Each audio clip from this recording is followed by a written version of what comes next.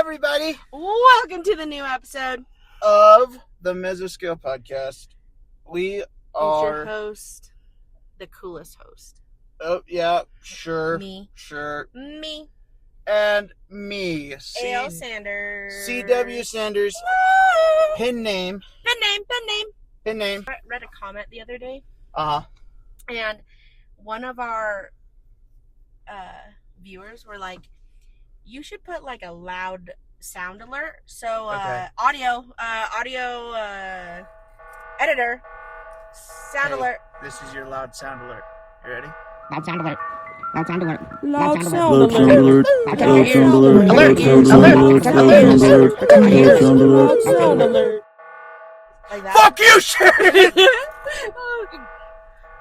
Yeah. But anyways, I will start adding those to it because I forget that people mean to do that, Oh yeah. but we haven't added any. So I feel really bad for like not. Yeah, trigger warning, loud noises. You know, we do have a lot of trigger warnings in general for all our episodes, but we will add a loud sound alert for that. Yeah, some of these get really rough. But listen, we're all just having a fun time here, This one, enjoying ourselves we- and enjoying telling stories. our new story we're telling today, It's kind of funny. We have not pre-screened this No, at all. but you know what though? I was reading some of the comments, and the comments were great. So I think this will be a good one. And also, I picked this one out. Yeah, guess what? Yes, I can pick it out. lay claim. I am going to because Plant listen, that flag down. you know This what? is your territory. You know what? I kind of regret it. Yeah. Because what if it's a bad story? But You- at the same time, I'm like, I feel like everybody thinks that you just pick out all the stories, and I wanted my name to be known. To be fair, I've picked some fucking bangers. Some of these. Well, some of them have been a little rough. No. Poems, Nope. Yes. None of them have been rough. They've all had their. they've had their moments, though. They've had their moments. I'm But- just saying. I'm super excited for this one because I was reading some of the comments on it, and some of the comments were actually pretty good. So I'm excited to see if me picking out a story is a good or a bad thing. Which also, when I say I picked out a story, all I did was I scrolled through our podcast Reddit community and just clicked on one that sounded funny. So, to be honest, it might not be worth it, or it might be phenomenal, and I get bonus points. Yeah, for that. it might be. So It might be up there in the tens, it is. or it might drag us through the mud. You know. Anyways, well, should I narrate since I picked it out? Yeah, if you want to. I feel like you're gonna be mean to me though, Nah. because I feel like you always are. You said I'm boring, which honestly, by the way, most of our comments are of my lines, not yours. So That is fair. That is fair. You are the comedian. just have to point that one out there. You know, that's your That's my calling. that's your credentials right Yeah. A.L. Sanders, the comedian. there. A.L. Sanders, mesothelioma, the Mesoscale Podcasts.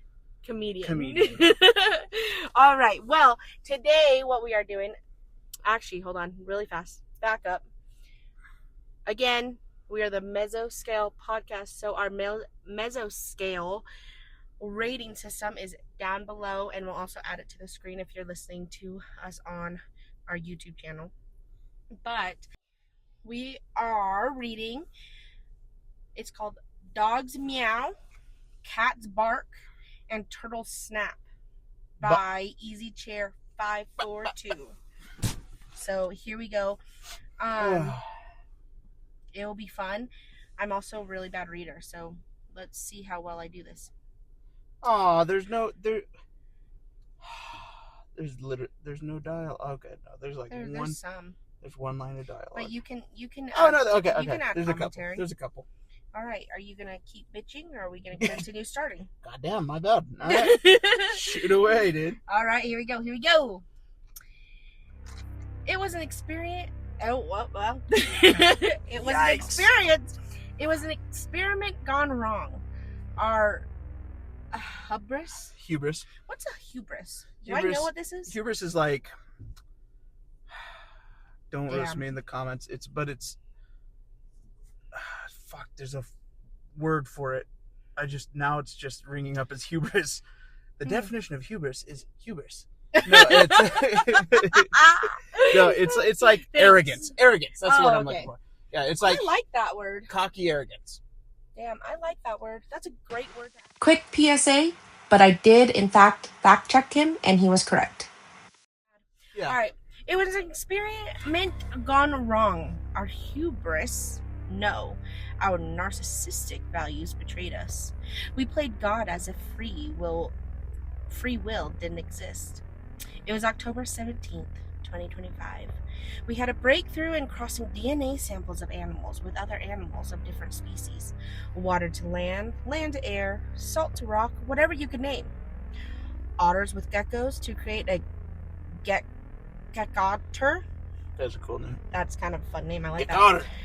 Which was essentially just an otter with scales, really. It did everything an otter would normally do, but it had scales, long tongue, and it shed.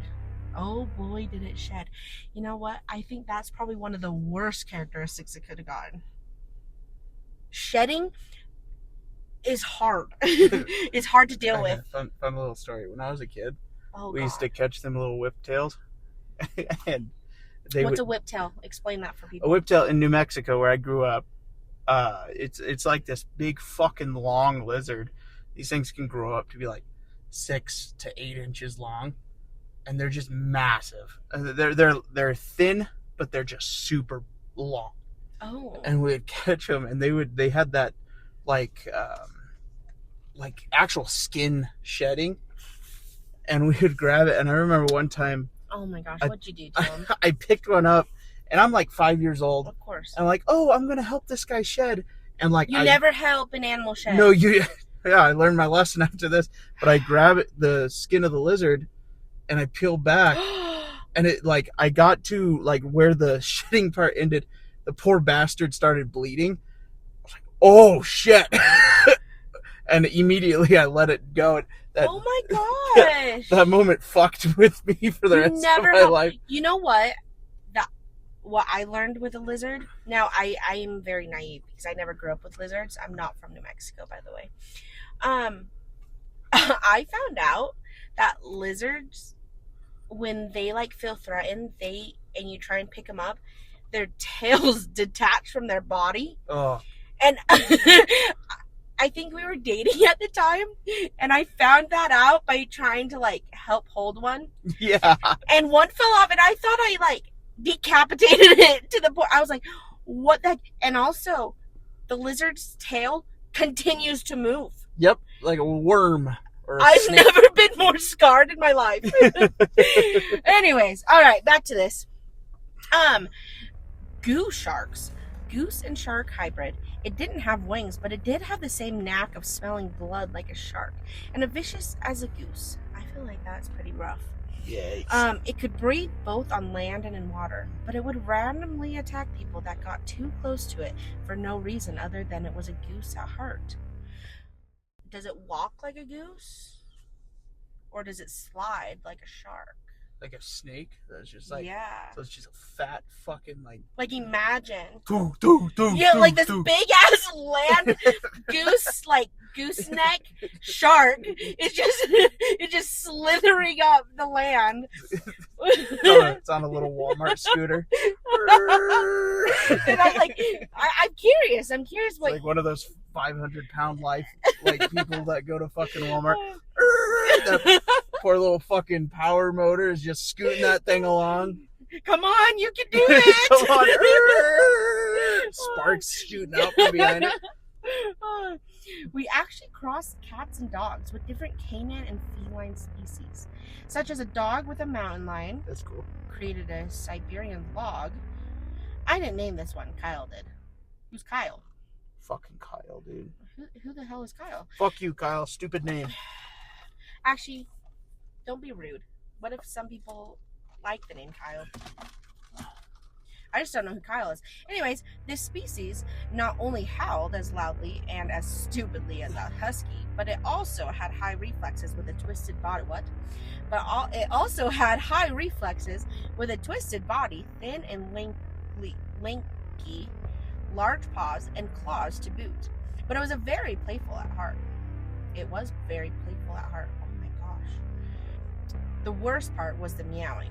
It was guttural and outright terrifying to hear. Loud sound alert.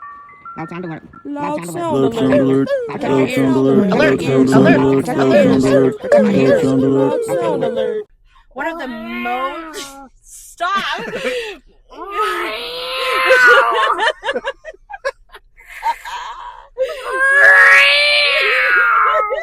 Loud noise warning.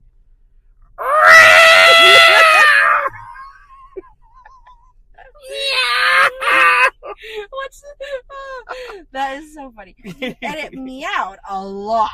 Like something that was more husky-like than a mountain lion. Imagine this husky cat. I got another funny story. Oh my gosh. One time we were walking to school. It was me and my brother. And we just hear this fucking cat. It's sitting on a brick wall.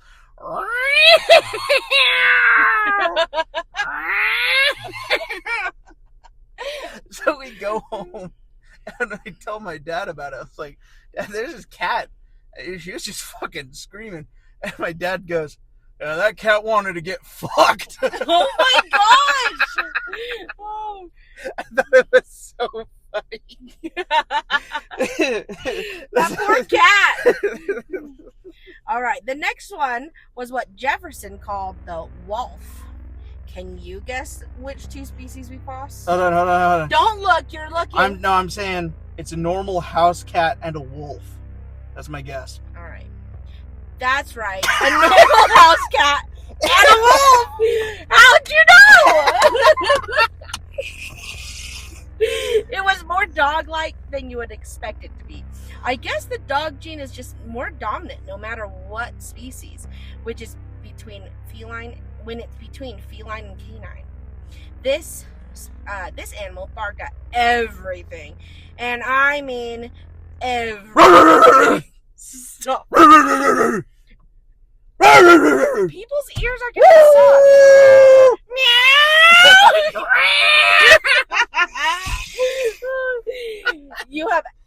You ever heard that weird family member with like 4 dogs that just bark and anytime someone moves? It's like that. I cut those people out. Except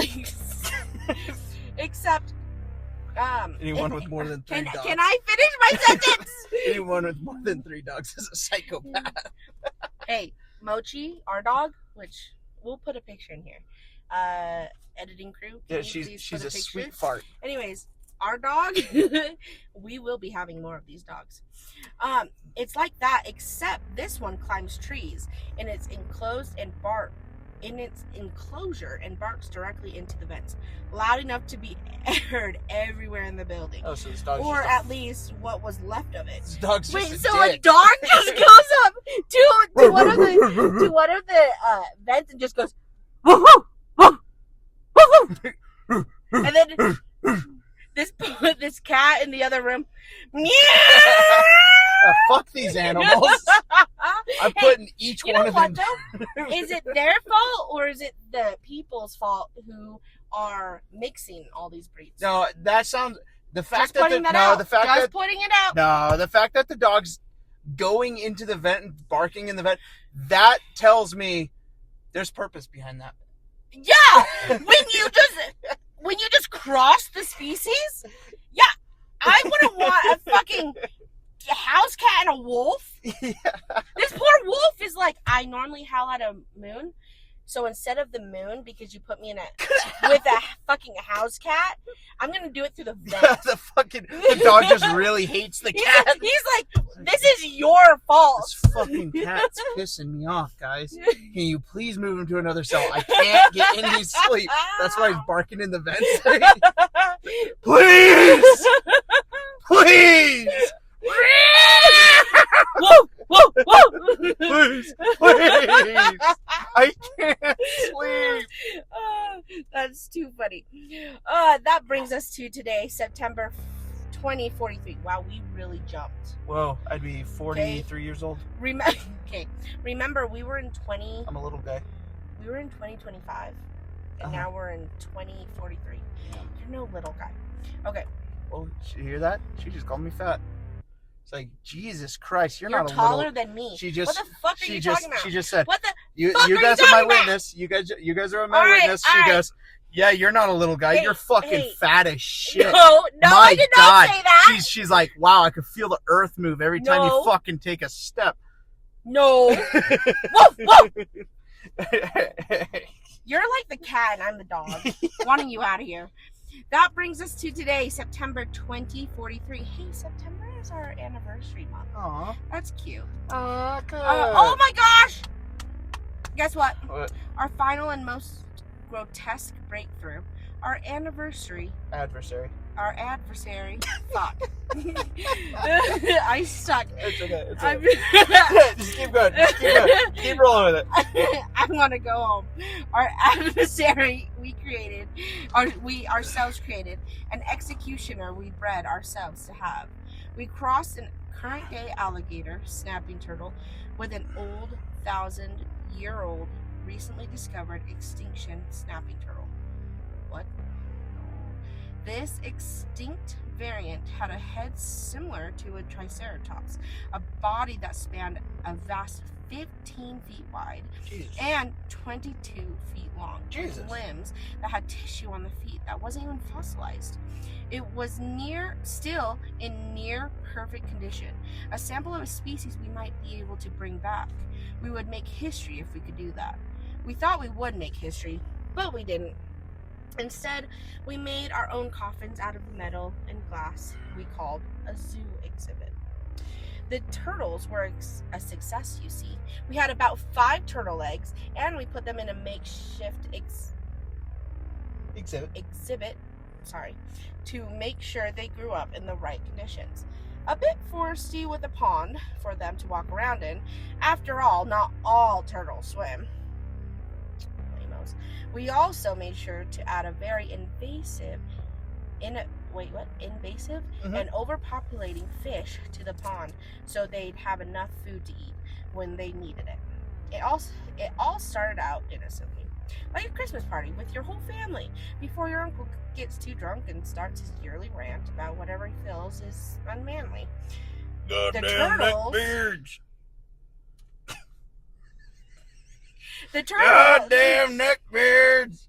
All right. Yeah, you should get on the internet. Internet's for pussies.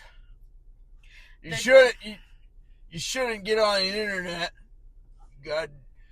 Are you done yet? Are you done yet? God damn it. You're not drunk right now. Are you done yet? And no turtles aren't actually all slow. Some move at quite the pace. But they kept growing. In 2 years, they were the size of a leatherback and twice as dense. So dense, I'm sure you could drop a car on it and the shell wouldn't even crack. Yeah, dense like me, like my wife thinks. Trust me, we tried a lot of things. We had to construct a 500 by 500 acre enclosure that went 5 to 10 meters deep for them to roam around. We named them all, at least the 3 that hatched. Goldilocks, female, she got the name as she always sat halfway in the water. Never more, never less. It was always just right. She had a green and a red spiral on her shell. Spiral. Gary liked the snail from SpongeBob because he had a pink spiral on his shell with blue dots. He also was always in the pool walking around, and was never late for his feeding time. I'm not sure if the writer meant he was always in the or always on the move, yeah, walking around. I'm assuming that's what it is. Yeah, probably always on the move. So he also was always on the move, walking around, and was never late for his feeding time. And finally, Rex. He had a black spiral on his shell, and he was always picking fights with Gary. And he ran pretty fast, or quite fast. We used to think it was play fighting. I think I know better now. It was 3 years later, from their birth, that it happened. Rex molted. Yes, molted. Like a spider. He was thinner, more lizard-like. And then Gary molted, and finally Goldilocks. They kept their spirals and kept their skills. It was as if a lizard had an exoskeleton versus their usual skin, as it was a rattlesnake rattle. Jefferson was cleaning the cage out when he found the shell mold of Rex. We were memorized by a stage of evolution that we thought we created, man-made evolution. We published our studies and showed the shell. It was taken to an exhibit in Europe to showcase the findings that our crossbreeding DNA created a new species all on its own and the help of a newly named Lizard shell tortoise. Come on, man. I got three things I can read. Trust me, you've interrupted me enough in this, okay? That was dug up. Meetings after meetings, visits after visits. And then Gary and Goldilocks mated. The start of a plane taking off with passengers only to be shot down by officials for flying in a no-go zone. I don't understand that last sentence added in. What does... Give me... I think it's a... I get that they're trying to infer something. Not reference.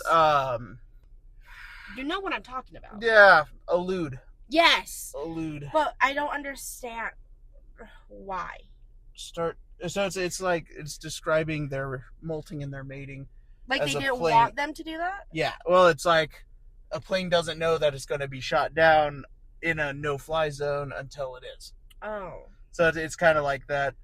It's like, well, this is what's happening, and it kind of sucks. Oh. So that's. Is it bad that I kind of don't like that part?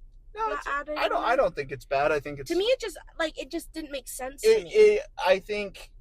It was added to me that I don't think it was needed. I get that. Does that make sense? Yeah. But not in a bad way. It's just I don't know if I would need that next time. Yeah, I'd change it up a little bit. Maybe change up the wording. Yeah. To where it's like. Or. It was like the start of a plane taking off with passengers only to be shot down by officials for flying in a no-go zone. Yeah. Just change up the wording a little bit. Make it a little bit more. Make it flow into the sentence a little bit better. But I see where they're going. Yeah. Sorry, that threw me off. Right. All right. They hatched, and they started as turtles like the first three. A year later, they molted sooner than their parents. But it was wrong. They were smart. More than Rex, Gary, and Goldie. They planned and schemed like a dog waiting for you to look away to grab your burger you so stupidly placed within range of its snout. They waited for Jefferson to clean the enclosure.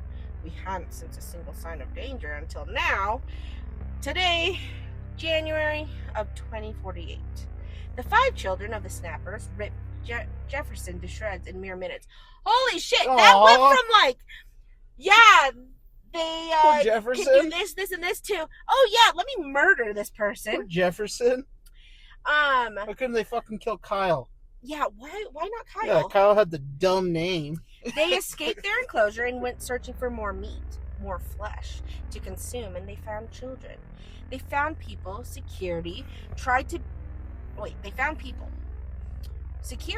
put a bullet into them, but the shell, it just ricocheted into walls and roofs.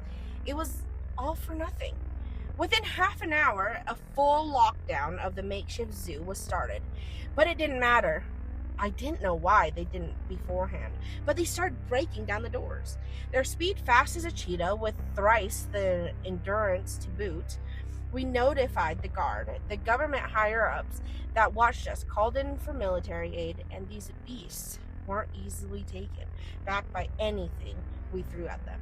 Grenades barely cracked the foundation of their shells. The snappers ripped apart metal sheets that were as thick as a coconut is wide. Metal sheets that were thick as a coconut is wide.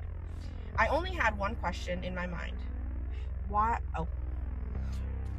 did they wait for Jefferson to open the door if they were capable of this from the start? But the worst was yet to come. When all else failed, I locked myself in the security room as my colleagues got how do you say that? Eviscerated. Eviscerated? Is that how you spell that word? Mm-hmm. Wow, I'm learning so much today. In the halls, I made no noise. I even feared that the silence was too loud.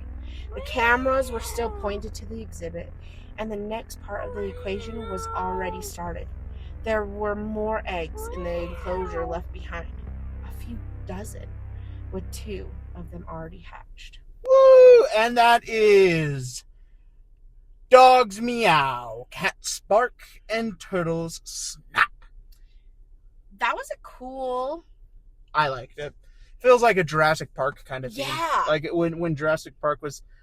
Because I feel like the movies did a disservice to the actual book of the Jurassic Park series, because Jurassic Park was actually written as a horror novel, where it's basically humanity playing God and then fucking up. Pretty much. dropping the baton, if you will. But no, I really liked it. I think one of my favorite parts about it is the timeline and how it's spaced out. Mm-hmm. It's not just like, yeah, we were just creating animals made of made of other animals, like flip-flopping DNA. Yeah. And then, oops, something went wrong. It like took time to get there. Yes. Even from when the turtles were produced, it's already like 3 years down the road. Then it Mhm. starts getting fucked up, because the turtles are learning their routines, learning their maneuvers. And I really enjoyed this part. Me too. I think that part was very well executed. I think so too. I think that, yeah, of course we had a few things that like I was confused on, but that was more because I didn't personally understand it. Yeah. But at the same time, it's like, it was really good. I liked that. I feel like this was a fun concept, and it was well executed. It was. I feel like, because I've seen some where they'll start a concept kind of like this, and then it just turns into like Jurassic Park. Yeah, pretty much Jurassic Park, Yeah. where it's like, well, now we're opening up a theme park. But, Yeah. And like they kind of did that with the zoo kind Mhm. of quality, but But I felt like they also added enough twist to it that I was like, oh, okay. And the thing about it too is I like the animals that they chose. yes, You know what I mean? I think that was a really cool part, that they chose kind of animals you don't really think about versus like... well, I like that they started out simple. You Yeah. know, like, because that's what scientists do. Like, It's true. why jump directly to bringing back a lost species when we could kind of mix A cat and cat a and dog. dogs Yeah. and mice and elephants? You know, we Yeah. could fuck with the DNA on that end, and then create these crossbreed hybrids, and then we can create or bring back an extinct species Mhm. once we kind of master the art. Well, if you it will. doesn't seem like they mastered very well. Well, But you know what? The only thing I would say about this story that I was kind of sad about is I wanted to know what happened to Kyle, because I wish it wasn't Jefferson. I think, But overall, I think it was pretty good. yeah, I think as far as pointers go, I would say round off them edges a little bit more. Mhm. I think like there's some transitions and stuff which were It a took, little jumpy, yeah, and so a little bit too angled. yes, You know what I mean? Where if you were to smooth it off, use a different choice of words, it would smooth it out and make it just clean Yes. cut. I think it was a great concept. I just think for me, what was hard about it was because it was more of that short story feel, it was needing just some more cleanup and more, because I feel like you wanted, of course, to add, I wouldn't say fluff, but the descriptions of it. But because you added some of the description, it just felt like some of the sentences didn't flow as well as they could have. Yeah. If you added a few more, what are those words? See, this is why I should go back to English. What are those words that they use to help, like glide into another? Oh, transitionary words? Yeah, transitionary words. I was gonna get there, but transitionary words in there to just make your story 100% flow. Yes. Because you have such a great concept, you have such a great story and everything, and honestly, most of the dialogue or most of the story doesn't need fixing. It just needs those transition words, at least in my opinion, Mm-hmm. needs those transition words to 100% change the flow of how your story is read. Yeah, because when you get to a point where you're at right now, the best one of my favorite parts about the story is you're at a point where you need to focus on those super small, minute details. It is true. Because I think your writing style is clean. Mm-hmm. I think the getting the story across is clean. You understand pacing really well. Now, if you focus more effort on the sort of the cleanup of the story, I mean, you're going to have a real fucking banger. Yeah. I mean, where it stands right now. What would you rate it? I would say where it stands right now, being a little bit choppy in some places, but for the 90% of it's super clean, but 10% of it's a little choppy. Mm-hmm. I'd say this is a great example of a 4. Okay. This is a great story. It's a great execution, but I feel like there are parts and pieces where we could maybe spend a little bit more time transitioning it into a new timeline, or sort of pushing it into a more cleaned up direction. Yes. Whereas right now, if the tone you're going for is a panicked scientist who's like, we fucked up, and he's writing it like in the office while these things are tearing people apart, I could forgive that as a stylistic mistake for the transitionary words, because putting yourself in that situation where everybody's dying around you. However, being that it sounds like he got out okay and he's writing post the event happening, I would either add details of him being in the event, or just clean up those transitions a little better. Yeah. Round them off a bit. See, now for me, and I'm sorry, I did not mean to cut you off. No, go right ahead. For me, and again, I might be a little bit more harsher in my rating scale. For me, I would probably give this a high 3. Okay. The reason why for me, again, it's high 3, almost 4, is because you have an amazing storyline. I think this is a great storyline, but to me, it is brinking on that Jurassic Park feel. And then also with cleaning up some of those sentences more grammar wise and more just editing wise. I am so glad I read this story. I'm so glad that I was able to experience this story, but I would love to see it cleaned up a little bit more to make this story something that I would have on my shelf. Okay. Right? I think the premise is great. I think the storyline is great. I do, however, feel that because of the editing, the transition words and everything, and because how it's brinking on the fact of a little bit of the Jurassic Park feel, and again, this might be the way you wanted to write it. So if so, please let us know. But for me, I would say a 3.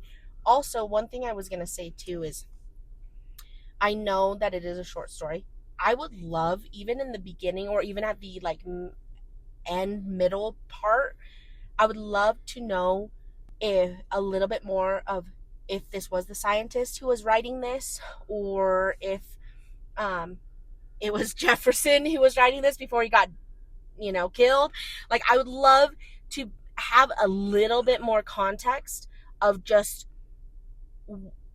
I love the fact that it didn't give me that, because now I'm wanting more of it.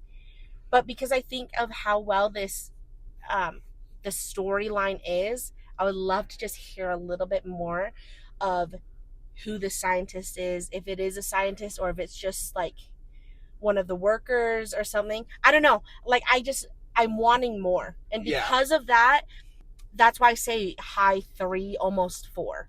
So there's my rating scale for that. Yeah, no, I agree with that. I think for the most part, I really enjoyed it. I did. And it made a lot of sense, and it moved very fluid. Mm-hmm. Or it moved. It kept you going. Yeah, it moved. Yeah.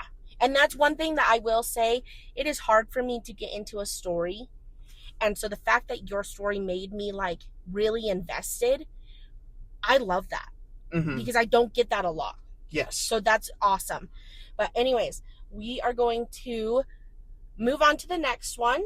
But again, thank you so much for Dogs Meow, Cats Bark, and Turtles Snap by Easy Chair 542. Again, we would love for you to reach out, or we can reach out as well, to hear more about how you created this. So, anyways, kind of how you came to the gate in which you did. Yeah. But one more thing, I'm gonna have a lot of fun with the noise warning. Yes. No, I'm not bitter, but it's just kind of fun for me. It is. So, all right, story number 2. So, you actually chose this story. I did. And was it just at random, or what kind of drove you to pick this one? To be honest, okay, first off, it was random, but it was actually email submitted. So the other ones we picked have been more like Reddit. So I figured we'd take an emailed story. And then it's called After You Drink. And the first sentence is, religion has always felt like a human invention. And I was like, for some reason, locked in. That's like making me so locked in that I was like, I have to choose this one. So I have no idea what it's about. I haven't heard anything about it besides the fact that this was emailed to us. Yeah. So I am excited. And again, we have not done an emailed submission yet. Sweet. So I figured we got to. So anyways, so that's why we did that. Or that's why I picked it. Yeah, no, sounds cool. It does. It sounds really cool. So I was like, all right, let's try it. And then again, I don't know how this is going to be. I haven't read any comments or anything about it since it was emailed. So really, I'm going in blind, and you are as well, because you didn't know either. So after you drink, what happens before you drink, huh? Or while you drink? Well, past, present, future. You mess with a dog that can meow. Past, present, future. Past, fuck you, Sharon. Present, woof woof. Where we ite, Sharon. Future, we're married, Sharon. Huh? Is she married to Bill, or what's that one? Do you remember Shotgun Willie? I showed you that. Yeah, I do remember that one. It's fucking hilarious. There's a song, "Married to the Bag." That was one of my favorites. So she's married to the compliment jar? Yeah. Is that what you're saying? She's married to the bag. She's getting that dough. Sharon, hell yeah! She got a huge raise for doing that compliment jar. Bringing in that dough. She got like a $5 raise just for. Hell yeah, Sharon! Good for her. Good for you, Sharon. She's living her 80s in her best life. Yeah, she's got a son that's a rock star and non-convicted murderer, and she's doing good. So far, so good. Yeah, well, now she's learning about religion, I think. So no, this is. Hold on, I don't have a main character name yet, so. Well, I guess you should wait. It's going to be Sharon. All right. Until we get a main character. So this is Sharon so far. So far this is Sharon. All righty. I will narrate this for you. Shoot. But again, it's Sharon until otherwise said so. Yeah, until told otherwise. So, all righty. After You Drink by Vincent Witt, I believe is how they pronounce their name. Witt. I like that last name. That is a cool last name. It's a really cool last name. So, anyways, all right. Getting into it. Religion has always felt like a human invention. A system built to keep society orderly. To give chaos a shape. Wait, is that how you say that? Yeah, chaos. Oh, yeah, okay. To give chaos a shape people could live with. A way to explain suffering. To promise meaning where none could be proven. Not that I'd say that out loud in most places. People got weird when you told them the thing they built their entire lives around sounded, to you, like a coping mechanism with stained glass windows. I stared at the stack of unopened mail on my kitchen table. Bills, more bills. One letter from my landlord that I was actively pretending didn't exist. Well, okay. I guess the pay raise for Sharon did not help. Damn, Cher. Come on, dude. Dang. Well, a half-empty bottle of cheap whiskey sat beside them. So we know how Sharon's coping. Yeah. She really, she's using that money for something. That's for sure. She's just not in the right places. The apartment smelled faintly of stale beer, microwave dinners, and whatever had died behind the refrigerator 6 months ago and became part of the ecosystem. Gross. I should have cleaned. I should have paid the electric bill. I should have done a lot of things. Instead, I was sitting in my underwear on a chair, missing one leg, scrolling through my phone and trying to decide whether I hated my job enough to quit or hated being homeless enough to keep it. The answer, unfortunately, was homelessness. My television flickered from across the room. The screen had a permanent green line running down the center that made every news anchor look like they'd been split in half by God himself. Maybe that was a sign. Then again, if God was trying to communicate through broken electronics, he had a weird sense of priorities. That's when I noticed the pamphlet. Someone had slipped it under my door. You don't see us. We need you. The slogan was printed boldly across the top, framed by twisted vines and leafy patterns that felt a little too deliberate. At the center was a photograph of a church. Modest, unassuming, the kind of building you might pass 100 times without noticing. White siding, a simple steeple. Nothing about it seemed remarkable. I picked it up. Pastor Sims spent the last year in search of proof of God. Now that he has returned, he is prepared to show us all. I stared at it for a long moment. Yeah, I muttered. I'm sure he's cracked the biggest question in human history and decided the best way to announce it was door-to-door junk mail. I took a sip of whiskey.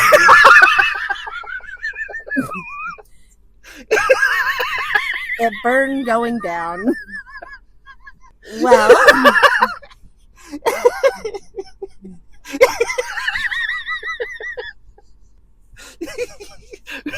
We really set the stage. we did pretty good. I just imagined like an 80-year-old woman.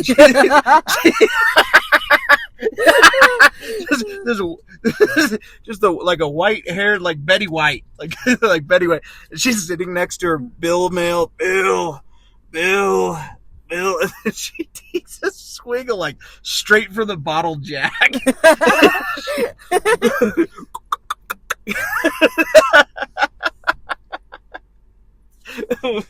Sorry, that killed me.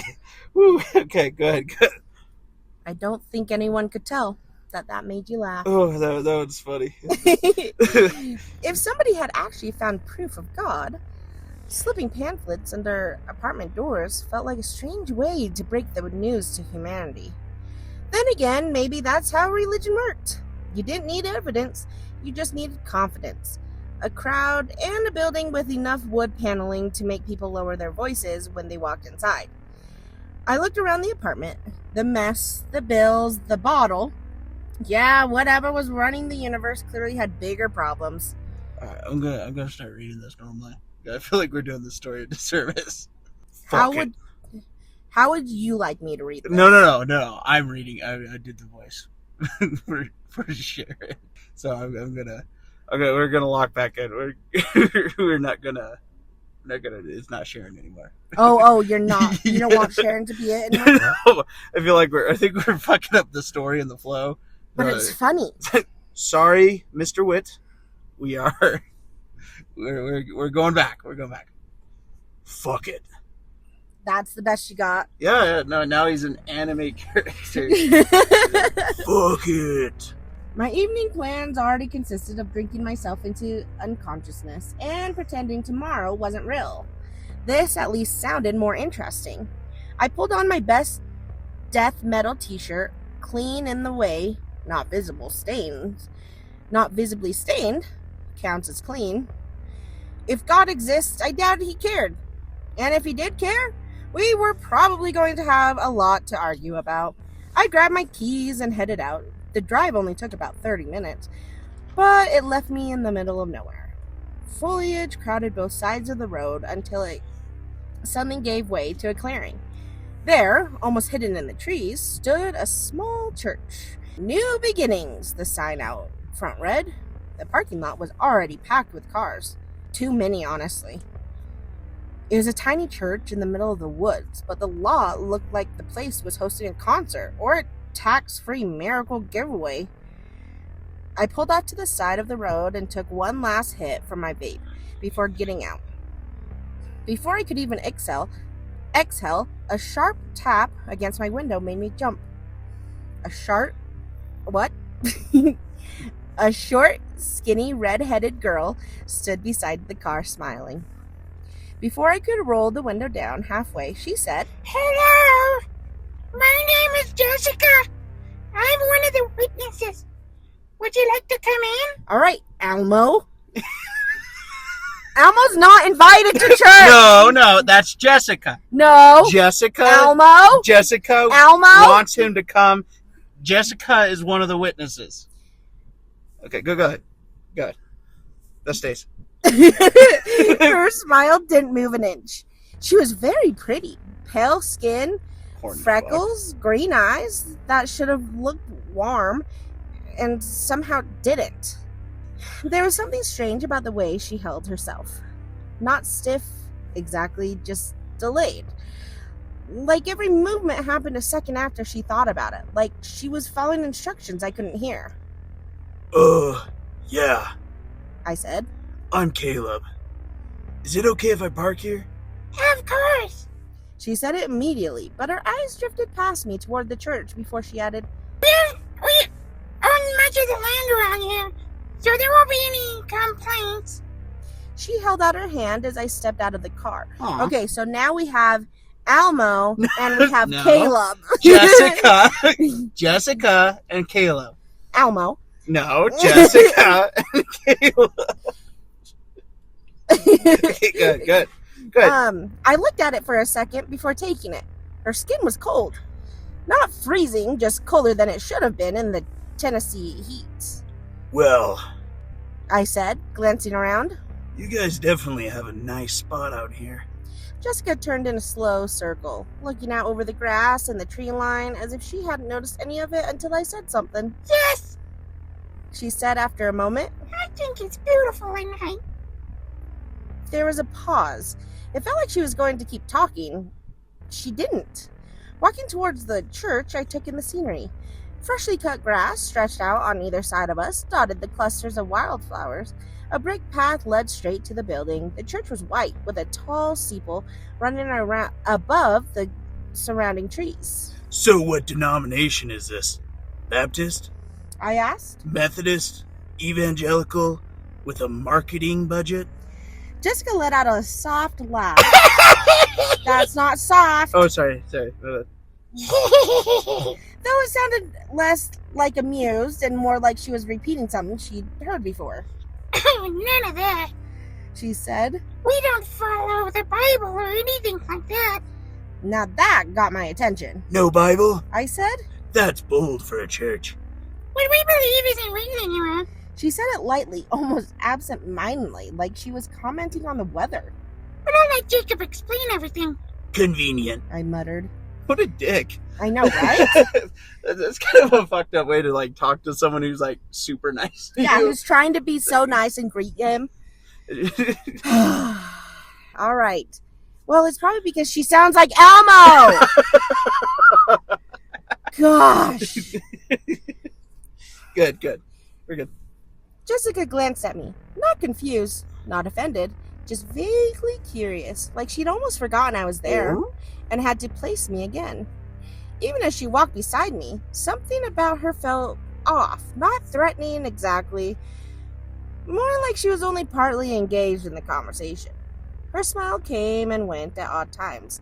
Sometimes she would answer the questions I asked. Sometimes she would answer something close to it. Once or twice, it felt like she was responding to a thought I hadn't said out loud. Oh my goodness. We walked up the brick path. Jessica's steps measured and precise. The closer we got to the church, the quieter it became. At first, I told myself it was just distance. The parking lot faded behind us, but even our footsteps sounded wrong. Muted. Flattened. Like the sound wasn't carrying properly. I almost said something, but then again, what was I supposed to say? Hey, your church seems to have its own audio settings? Oh, sorry, that should be you. You want me to do it? Yeah. Hey, your church seems to have its own audio settings. Jessica didn't seem to notice, or if she did, she gave no sign. Her attention, oh my goodness, I cannot read. Her attention had drifted somewhere beyond the church now. Her eyes fixed on the open doorway like she was listening for something inside. The doors were already open, and the smell of burning incense, or maybe herbs, drifted out to meet us. Now, alright, this might be a controversial thing, but I do not like burning incense. I can't smell. So Like, I don't know. Sometimes I forget. I have no opinion on the subject. A Yeah. nausea. You know what the worst part is? That's what I have. A nausea. You know what the worst part is? What? Is we go down, and maybe this is just a female thing, but you go down a candle aisle. Guess what, ladies? Down the candle aisle. My husband won't even let me go down the candle aisle. Yeah, it's useless. Because he can't smell, It is so totally he doesn't useless. allow me to enjoy the scents by myself. Because scents aren't real. They were invented by Big Candle. And no, he didn't get it from And- COVID. Nope, I'm the only smart one.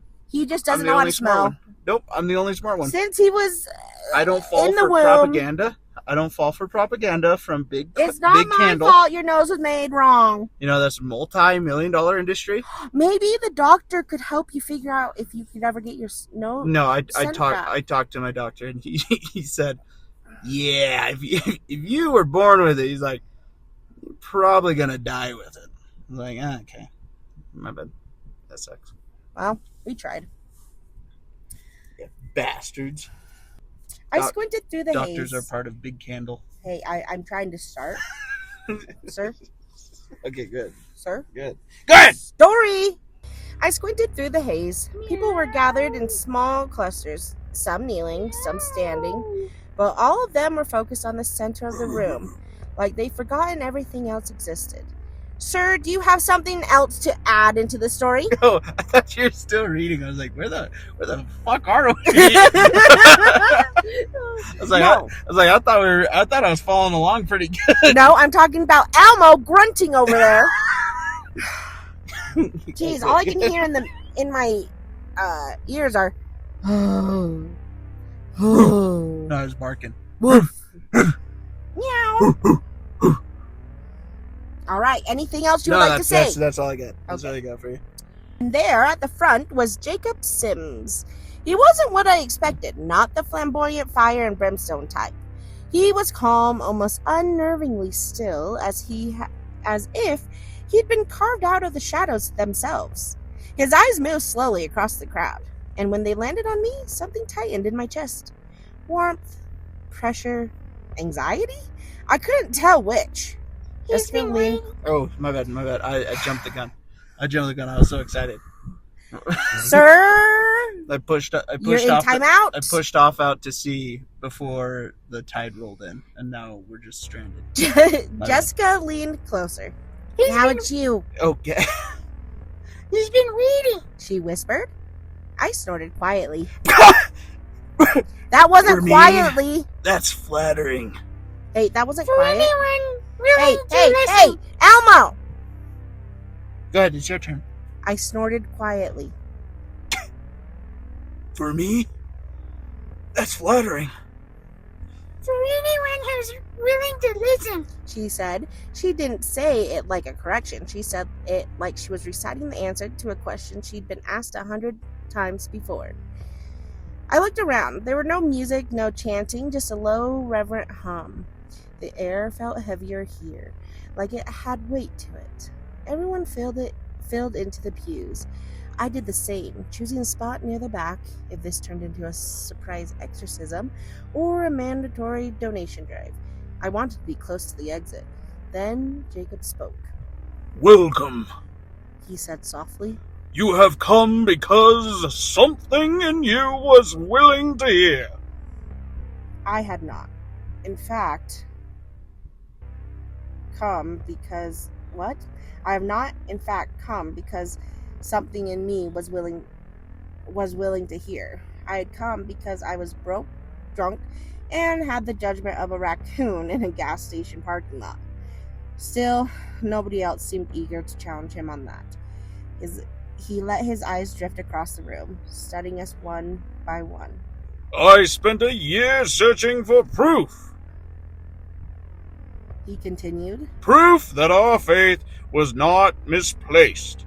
That our prayers were not falling into silence. A faint smile touched his face. That's all I have. And that's all I got. Is that the end? I think so. That's Hold on, let me double check. That's an ending.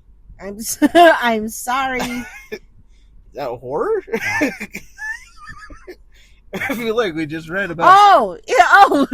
Okay.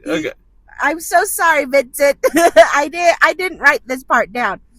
He said, this is his first story, and it's not finished yet. He's still working on at least one more part. So we only have part one. My bad, Vincent. My bad. Vincent, listen. So far, it's good. Yeah, no, I was locked in. I think... Okay, I didn't realize it was only part one. That was my fault. I should have written a note. But for considering that's only part one, to be honest, I was locked in. I was ready to see what was going on in this cult. Sorry, religion. Okay. You know what? I'm going to leave it on a cliffhanger, and then when Mr. Witt finishes his story... Which I hope he does, because since it was his first one... It was actually really good. I'm not sure if he will, and I'm hoping he does. Yeah, he definitely should, because I'm not going to lie, I was locked in. Plus, I feel like my narration has gotten better. Oh, yeah, no, you're killing it. So I feel like, unless Vincent's like, she's not doing it justice, then I understand. I get it.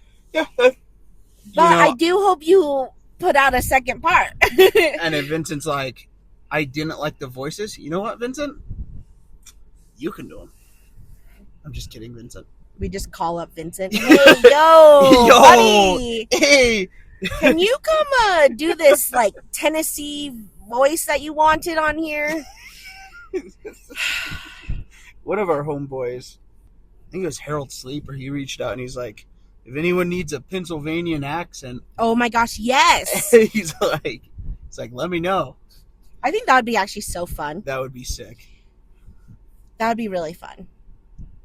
Which also, actually, when I looked at the episode 2, side note, who did the poem that we did? Harold Sleeper. Yeah, that's what I figured. Harold Sleeper, he actually responded. And you know what I was thinking? I was like, what if we took a 20-minute segment on another episode? Not today, because today's a long episode. But what if we took a 20-minute segment in the beginning of our next episode or something? And do kind of reviews that other people have said about what we've said. Okay. Does that make sense? Because Harold Sleeper, he reached out and actually let us know a little bit more information regarding his poem and how he wrote it, which I found so interesting. Mm-hmm. And I figured it might be fun for the audience to kind of hear about that too. Yeah, and we got an interview scheduled with him. Exactly. But not to get on a tangent. Yeah, Vincent, what we're going to do, we're going to go ahead and we're going to splice yours in this episode, and we're going to leave it off on kind of a cliffhanger. But we really want you to finish it because we're locked in. Goofy voices aside and Sharon would be proud. Funny jokes aside, I mean, honestly, it was very well written. I think for your first story, this doesn't feel like a first story. This feels like you're kind of a veteran a little bit. So really it was, and honestly, I think I would love to hear more. And if you have more, please submit them, because I would love to see what your works are now from just your first story, because your first story was great. And we're going to hold off also on giving you a Mesoscale score. Yeah. But write some more. We want to hear the second part before we and we'll give you your do that score. I will say it will be high, because depending on if you stick the landing or not. Yeah, you got to stick it. No pressure on you, but for us, we definitely don't want to pressure you, but we're pressuring you to finish that for us, because we really liked it. We are really intrigued about that. So, going on from there, though, we actually have a few little I don't know if they're poems or short stories. I want to say they're short stories. Yeah, this one looks like a short story. But I found them really intriguing. Now, I have not read these. I don't believe you have either. Nope. But they're by Kai Barkla.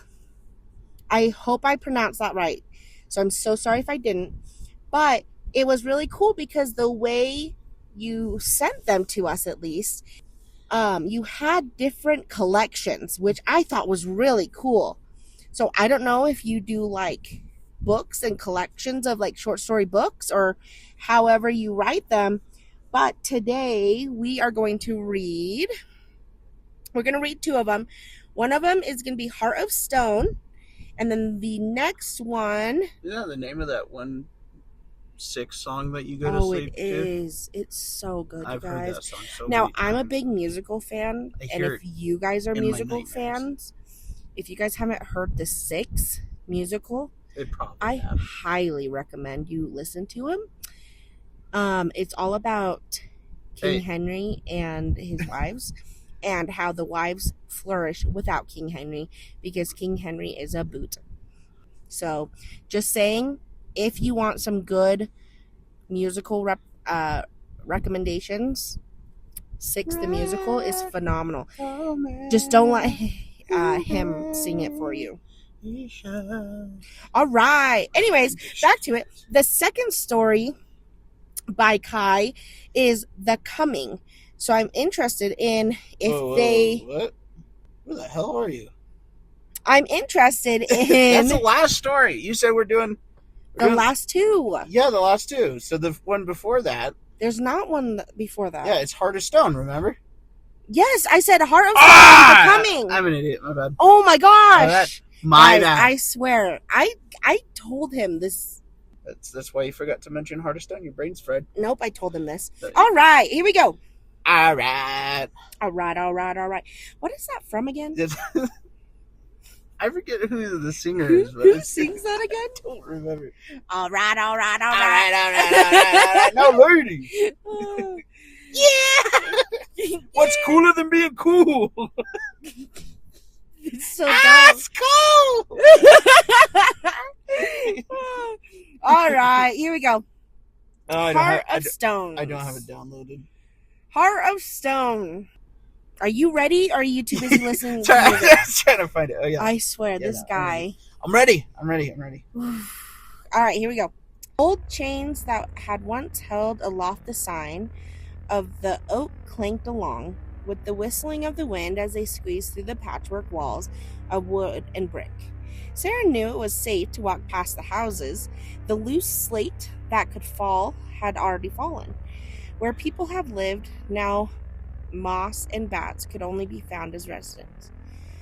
Sarah's grandmother remembered that time when all the lads would come from around here to her town to brag, drink, and flirt, as was expected of a mining life. None of them lived past 50, save that was for Old Harry, who was the last to leave the town and died not long after moving. One never passed Harry's old house on the route to school. It was up in the upper parts of the village. Harry seemed to always have the hermit life in him. So it was sort of it was sort of joked that he liked it when the village was abandoned. In the mines, old Harry, or I suppose, well, young Harry back then, would go into the deepest shafts all by himself, and even the foreman seemed unable to keep the red-haired lad on a leash. Sarah never really knew him.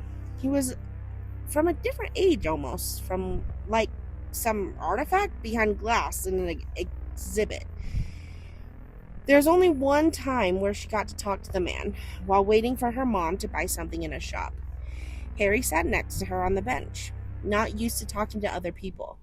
Harry just blurted out in mining talk in broken English. It worked, though. It was so bizarre that Sarah remembered it clearly. You have to walk through here every day? Asked Hannah. This was the first time Sarah hadn't walked home alone. Her friend was from the city, and already her casual footwear was causing her trouble on the uneven road. Pause. I will admit, when I'm reading this, the spaces and like each sentence is like broken up a little bit, so it's hard to like follow along.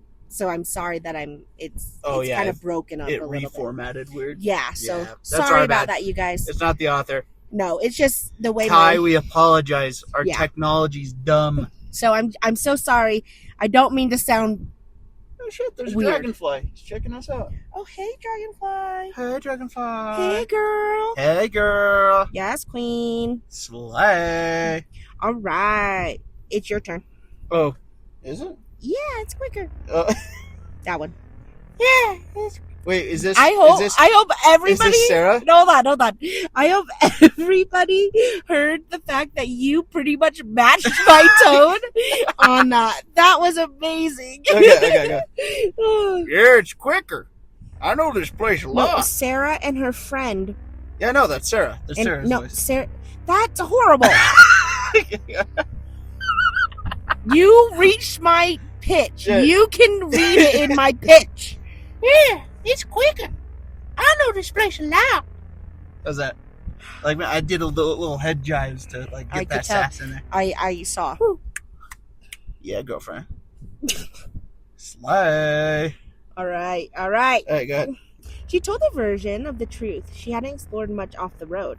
In fact, she had only ever stuck to the path. The houses seemed to have an aura of the forbidden, but she knew the general layout well, and the site of the place was familiar at least. That part was not supposed to be a question, sorry. However, in a bid to impress her new friend, she acted as to impromptu tour guide.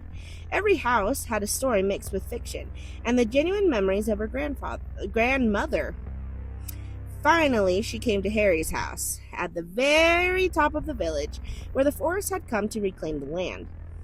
You wouldn't know. Hey, whoa. You wouldn't know Harry, but this is where he lived.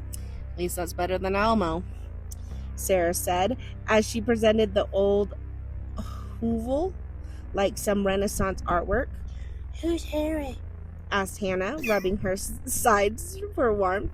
The more Sarah talked, the more she realized how little she really knew about the man. That brief lecture had seemed like an autobiography, but in practice, it did little to defog the fellow's life, to cut her dwindling improvised script short. She went inside and bid a very cautious Hannah in too. The girl only came in believing that Sarah was acting from years of experience. The place was cluttered with strange handiworks and whittlings, and between the what? Whittlings. What are whittlings? Like wood carvings. That's what I thought. Yeah, like whittling. I thought I said it right. No, you said whittlings. Well, how do you say it? Whittlings. Like little things. Whittlings. Say whirl. Why don't you suck my ass? Alrighty. Whirl. Whoa. He's been working so hard on pronouncing that, you guys, Why is that so hard for me to say? because he got a Minnesotan accent I or a Wisconsin accent. deny. And yet bald. he's from New Mexico. Yeah, So I inherited it from my grandfather. mind you, my none of his great-grandfather. family members even have that accent. No, they do. My dad's got it. Actually, his dad does. And he's like a spitting image of his father. No, whoa, that's weird. Don't say that. It's true. You Lies. have his DNA. Lies. You have his I DNA. got it, Dina. Dina! All right, here we go. Whittlings. Is that how you say it? Whittlings. Whittlings? Whittlings. Whittlings? Yeah, whittlings. No, because it goes WHITTLING. Yeah, whittlings. Whittlings. Ow. Whitlings. Yikes. Whittlings. All right, just And- you're good. Yeah, it's cool. It's cool. Is that how you spell handiworks too? It has an I? I think this person's British. I'm not gonna lie, because the way they spelled artifact was with an E, and us Americans we spell it with an I. Wait, they did? Yeah, I love how I didn't even notice that. and then they said lads, and that's like a Oh, dead that giveaway. is so true. Oh wait, okay, I'm gonna change up the accents. Yeah, that means you got to change them up. Yeah, Wait, but I kind of is that how you spell handiworks? so insulting. Yeah, no, that's how the British spell handiworks. How do we spell it? As I with a think- Y, I think- right? Yeah, I think we spell it with a Y. HANDY Yeah, WORKS. I think so, because that's how we spell handyman. Handy. Wait, HAND. Man, yeah. Yeah, But they spelled it with an I. Yeah, because I think they're British. And Whittlings. Yeah, they also put a U in color. They pronounce zebra. Where'd you see zebra. that? Well, that's not on this. It's just Oh, that's just facts. is that why they said defog the fellow's life? Yeah. Yes, the fellow. That's another dead giveaway. You know what? Defog Hey, the listen, fellow's Kai, can you do me a favor? Do your best David Attenborough impression. Who the heck is David Attenborough? Do I even know who David Attenborough? Hold on, time out. I'm saying something to Kai. Okay, Kai, hi, Kai Stant. Kai. Can you please tell me if you're British or not? I have a very bad British accent, but I would love. I like how you're like saying British, like you're. I would love. British. I would love. This is Shut up. so insulting. I would love. We're marginalizing a whole country. I would love for you to tell me if you are or not. And, how do you say Whittlings? Hey, go ahead. I want to know how he says. What's all this in? What's all this in, big man? I'm not done yet. What's all this in, big man? The place was cluttered with strange handiworks and whittlings. And between the bed, the hearth. What's a hearth? A hearth. What's a hearth? It's like a fireplace. Oh. All right. For the American folks, Fireplace. the place was cluttered with strange woodwork, a bed, and firework, and a fireplace, and also a desk. Dish. In British slang, it's the fire. The place was Yeah, cluttered. I don't know if you could say in British slang. Sorry, in That's pretty Britain, common in Britain, English. in Hearth's been used. I've never heard hearth. What are you That's smoking? crazy. That's crazy. I've heard hearth. Well, you've also heard weird things. It's cool. But The place was cluttered with strange handiworks and whittlings, and between the bed, the hearth, and the workplace. It was very cramped, and even for a couple of girls. what's all this in? Nope. It says, "What's this?" What's all this in? Nope, it says, "What's this?" Hannah pointed at a small symbol drawn on the wall from charcoal. Sarah had seen those charcoal markings across the town. They all were the same, an animal skull with flowers for a crown. She had remembered something about it in those ramblings of Old Harry. Oh, see, ramblings I get. Hold on, I'll read this. Can't let dust come without making Harriet's mark. You know I haven't.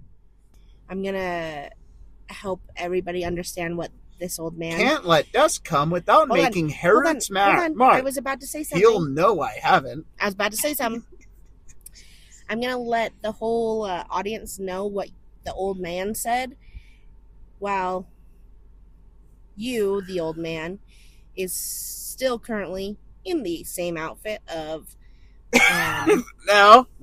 your zipper. No, we're not talking about that. Zipper cargo shorts and your Zipper. what are they? What shoes do you have again? Zippers. Oh, I'm on my. I'm wearing my flip flops today. Oh, you got thongs? The fuck are thongs? That's what the Australians say. Well, Australians. They got, instead of flip flops, it's thongs. Also, At least that's what I learned on Bluey. Australia. Big What's dog. with your big spiders? What's but with- can I no, also what's- have a kangaroo? What's with the beef with the U.S.? What did we do? Hey, we're not talking about politics. We're good. We're good. I don't think that's politics. Hey, That's nationality. Nationalism. hey, Australia people, if you first off, hey, you guys, actually, if you're from a different country, I would love to try some of your guys' snacks that you guys recommend. Me and my husband are going to Taiwan soon because I'm, fun fact, originally from Taiwan. And I love the Asian culture in the sense of I love trying new foods. So hit me up if you guys want to do a little like play snacks. I think that would be fun. Anyways, second of all, Australia. Listen, first off, Bluey, phenomenal. I watch those shows. I watch that show in particular every day. Also, do you guys like war? No, do you I'm guys not like done. Believe in the Queen? I was asking. Something I'm always confused I about. was asking them something. I thought Australia was its own country. I was asking them something. I know. Google I was asking search, them something. I know a Google search would solve that question for me, but Okay, I'm gonna interrupt him because he's good at interrupting me. I would really like a kangaroo. What are the possibilities you could send me a baby kangaroo to the U.S.? Because Hooray. I would love for my little pup to grow up with a little baby kangaroo and then put the pup in their pouch when they get older. Like, tell me that is not the cutest thing you've ever seen. Anyways, food for thought. What are my chances if I were to get in a fist fight with a kangaroo? You would like die. a grizzly? You would die. Well, I was talking with one of my Australian friends, and he told me that they'll gut me. Yeah. I didn't like the imagery on that, but I mean, I could see it clear as day. Did you know a baby kangaroo is named a Joey? No, I know like turkeys. Wait, You got Tom and a Jake. wait. Am I incorrect? Actually, now that I'm thinking of that, Joey. can you fact check me on Oh, that? look at that Joey over there. I That's think I'm pretty gonna have good. to. Hey, I'm I think better. I'm gonna have to fact check that. You're Okay, better. we I went could from pass for an Australia. American to British Oh, look at that Joey over there. to Hey, Australian. that was pretty good. All right, Okay. here we go. Okay. I'm Alright. sorry, everybody. Hey, we're pretty good at rambling, just like old Harry is. Yeah, good old Harry. All right, Sarah didn't know who Harrot was. I've been just saying Harriet. Harrot? Yeah. Okay. Sarah didn't know who Harrot was. Even her grandmother didn't know the name. Maybe it was a mining code, but perhaps this was one of the marks. I guess he made Hey, it. whoa. Oops, whoa. sorry. I guess he made it with this charcoal. Is that your British accent? I guess he made it with this charcoal. All right, now. Sarah said, "Yeah, I want to try." Hannah said, finally a bit excited. Picking up a stick of charcoal, Hannah drew over the picture though Sarah felt some sort of unease about this. After a few quick scribbles, the skull had a pair of cartoon eyes and a goofy smile. It looked as though Hannah was going to do a bit more, but Sarah interrupted. We should get back. Mum. Yeah, see, Mum? Ah, damn, I love being right. Mum doesn't like me out when it gets dark. With a sigh, Hannah put the charcoal back where she had picked it up. As soon as it had hit the table, they heard a cry out from the forest. It wasn't a dog howling. It wasn't a squeal of a boar. It was guttural and bass. The two froze and looked at each other in shock. I'm going to keep Hannah as a country accent because I think it's funny. What was that? Hannah whimpered. Sarah shook her head, and the two remained quiet and still for a long time. After a while, they crept to the doorway and looked out over the town. The orange glow of the setting sun contrasting with the shadow of the forest, the buildings, and the silhouette of the moving thing. From the tree line came a tall thing, a bow-legged thing, with a pair of antlers, like gorse thorns, sprouting from its head. It moved with a disturbing gait. Alright, I have to admit, I'm having a hard time understanding what half these words mean. It moved with a disturbing, like, it's like a disturbing... What's a gorse thorn? I just imagine like a rose thorn. Oh, okay. That's what I would say. Both creeping and sprinting at once. Once it got to the town, it searched the houses, one by one. Sarah saw it go in and out, checking each house, and feared that hiding would only delay the inevitable. We have to go. Inevitable. We have to go. Inevitable. We have to go. Inevitable. We have to go. Delay the inevitable. Oh my god. I think that's how I Move say it. on! Well, I'm trying to be able to Inevitable. pronounce it. We have to go, whispered Sarah. Hannah was near catatonic. Ooh, I like that word. She only responded when Sarah touched her. No. I don't... Hold on. I won't do it. I don't want to do British. I told you I was going to do country. I know, but that was better.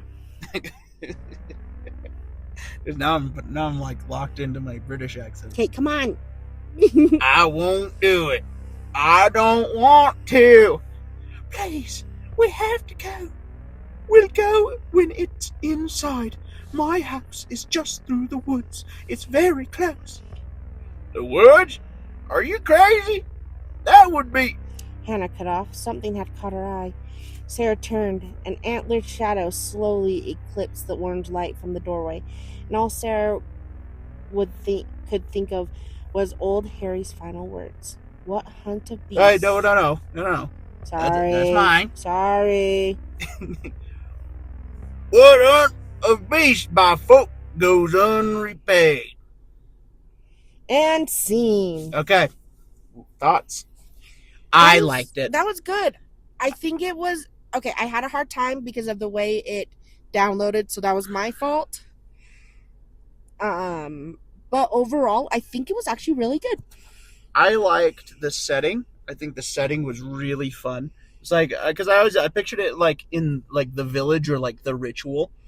Yeah. You remember the ritual where... Yeah. Yeah, that's kind of what the vibe I was getting. It's kind of like I liked it. a cultish type village where like everybody kind of knows what they're doing except for these two stupid kids that like, oh, I'm gonna draw on this like sacred ritual. Yeah. And like it's very excusable behavior just because they're kids. Mm-hmm. So I really enjoyed it. I also think it was really cool with how descriptive it was, but it's played through the story. Yeah. So it wasn't just feeling like you were dumping a bunch of stuff within like a few paragraphs. It felt like throughout the story, the description just kept getting better and better, which I thought was really cool. Yeah, very evenly paced. Mm-hmm. And I appreciate an evenly paced story. Me too. I think that makes a really good story, and I think you executed it very well, Kai. Yeah, no, I think, yeah, really no pointers. I think I even liked the ending. The ending, like, what hunt of beasts by folk goes unrepaid. Mm-hmm. That's cool. I think for me, I like the terms that you use too, and I do apologize that I don't know some of them. But I think that it worked really well in this story too. Yeah, I think the English setting was really... It actually kind of enveloped me. I was going to say it helped me. Yeah, because, I mean, thinking about, like, the cottage houses with the, forget what they're called, but the hay roofs that they still have. How you gotta... I think it's just called, like, flocking or something. I don't remember. Like, flocked roofs? Yeah, I think that's what it is. No, because flocking is when you, like, flock a tree with, like, the snow, fake snow, I thought. Isn't that flocking? Yeah, that's the same concept. Oh. Yeah, because the roofs are literally just flocked with hay. Oh, I see. But I could be wrong. I will look it up. Well, either way, I think it was great. Editor here. I believe the word you are looking for is thatching. So I really enjoyed it. I thought it was very well done. I think What would you rate it on the Mesoscale? I like every time I give out a 5, I see the inflation. The 5 drops in value. But I would give this a 4. Really? Mm-hmm. Really? A 4? Mm-hmm. Damn. That's kind of brutal. Damn. I really enjoyed it. I'm gonna go ahead. I'll give him a 5. I think so. We kind of average out at about 4.5 on the Mesoscale. Of course, you have to one-up me. No, I buddy. just have no pointers. I have no pointers, and it was flawlessly done. I think the setting and everything added to the story, and I think it was fun to read. I would pick that up again, and I would love to see that turned into like a horror film. I know I say that on a lot of like the good ones, but like this one would make a fun little like The Ritual. You know, they got that big hunched over like skinwalker creature. Yeah. Like that's what it reminds me. It's very similar to that. Like that's just what my brain clicks on. Yeah. You know, but I thought it was flawlessly done. That brings us to his next story. Well, I was going to tell you why I gave it a 4. Oh, yeah, shoot. Listen, I gave it a 4 because I really, really liked it. I would totally read this again. The only other thing that I would say for me is I would love just a little bit more.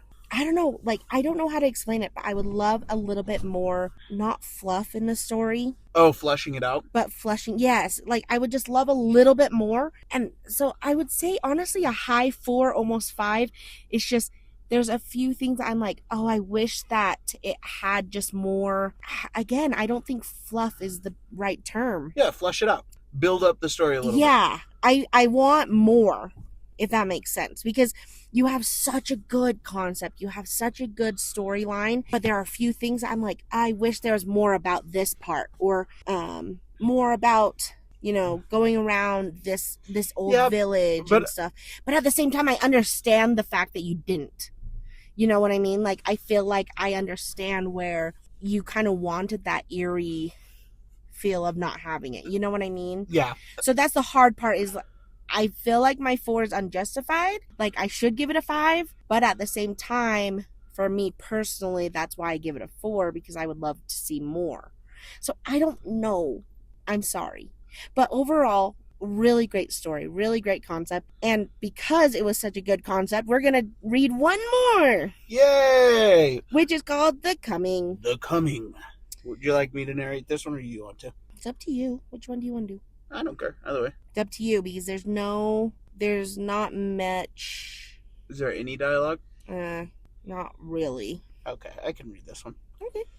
What lands have I wandered where the grass is fresh, even in the ravines, where light struggles to reach? What people I have met and left, never to see them again? What tombs have crawled, some made of blue stone, other caves beyond comprehensible depths? The stars turn green. They tell me the numbers, tell me of the coming. As I sleep in the beds of the long dead, I see them in the sky, stretched as the land a minute. As I wander those empty lands, I feel sweet dread, and arms are raised to forts made of floating glass, plunged in darkness and jagged ruins like teeth. Then they came with their bulbous heads and withered bodies, their eyes, their mouths stitched with clay, saw and spoke with their minds, plucked things with their minds. The way of thought cast by those levitating things, I saw shattered images as they spoke. The darkness retracted. Because of the words they said, I saw that the cities had been killed with deceit.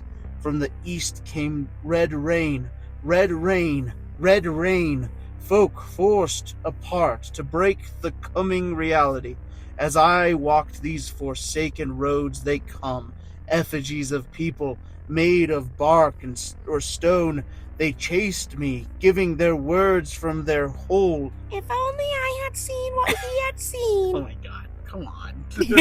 Come on, this one's like got If me. only I have seen what he had seen. Tropic waters lap at the coast of a Is that lonely better? atoll. Yeah, that's really good. In the waters, colossal squids swell. The past coughs, and I feel it in my bones, shaking me. My soul sails in the void, like a firefly in gloom. Shavings of a tin flutter down above, shimmering. I came to an old house. Perhaps my chasers would not find me there. Maybe I'd find my chasing in there. The air was moist, and dew cooled at my feet. A rolling throb came from the darkened horizon. It was the coming. When the thing isn't right, when the stillness, like the pre-hunt, never ends.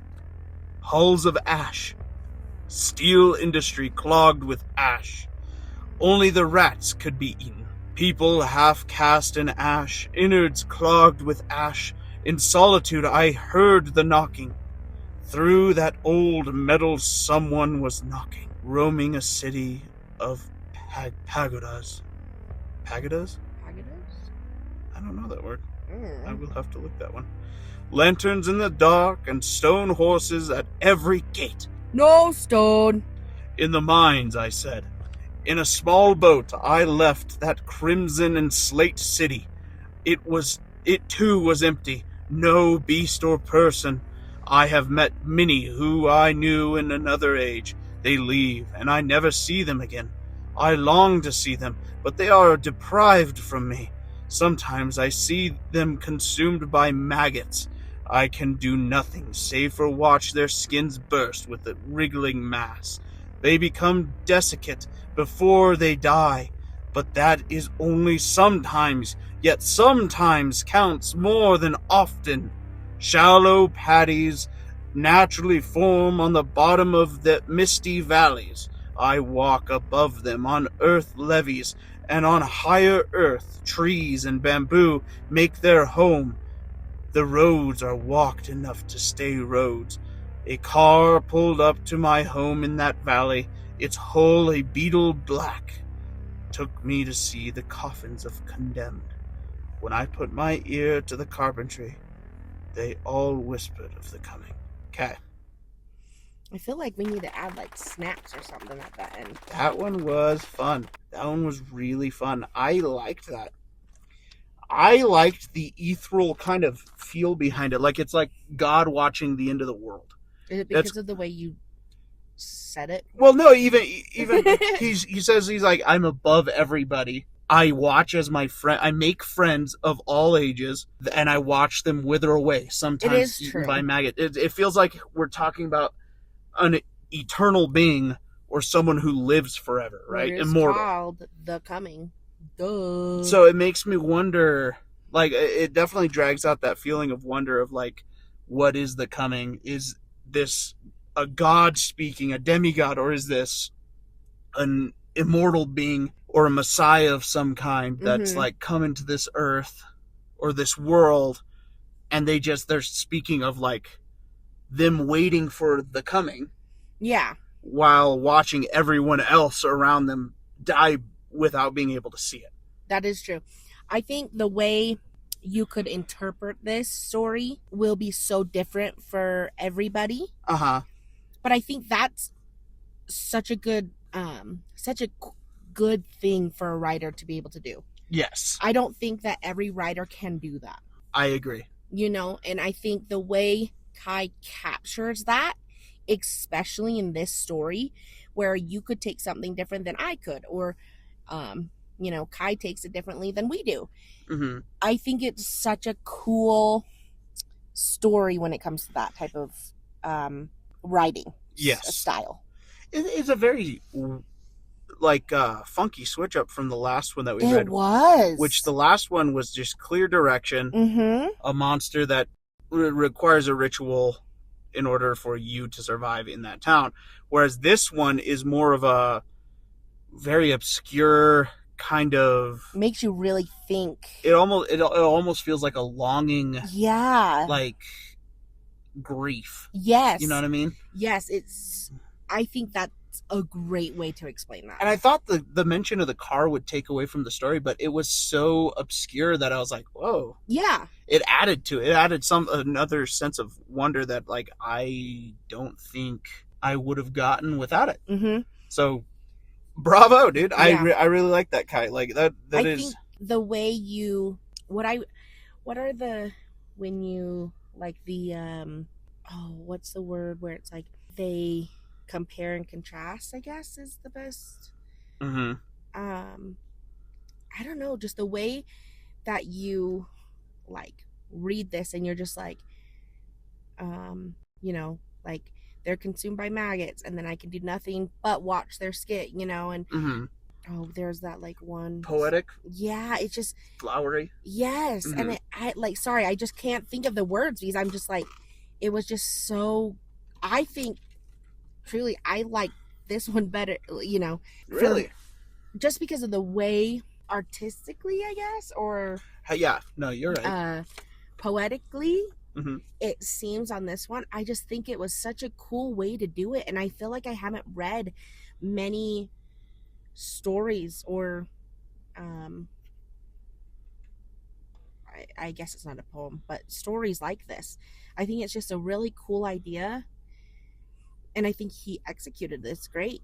Yeah, I agree. I think it's very poetic, very reminiscent of like a more free form poem without being a free form poem. It's like a narrative poem. Yeah.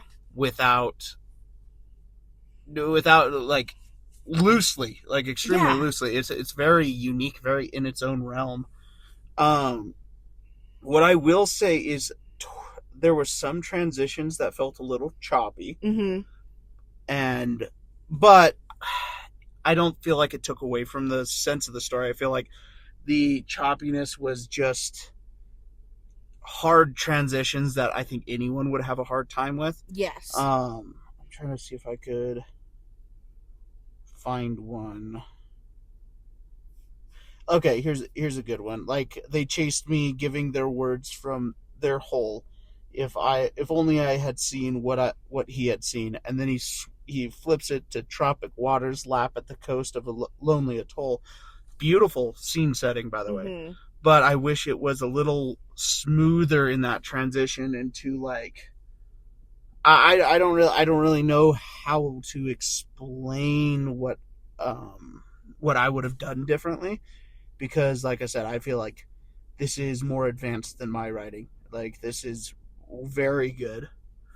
But if I was looking at it from the reader's perspective, I would have a harder time with the transitions. And it looks like, I mean, if we count every paragraph as a stanza, and I will say, I'm full disclosure, I'm a little bit harsher with poetry just because of how long I've been writing it.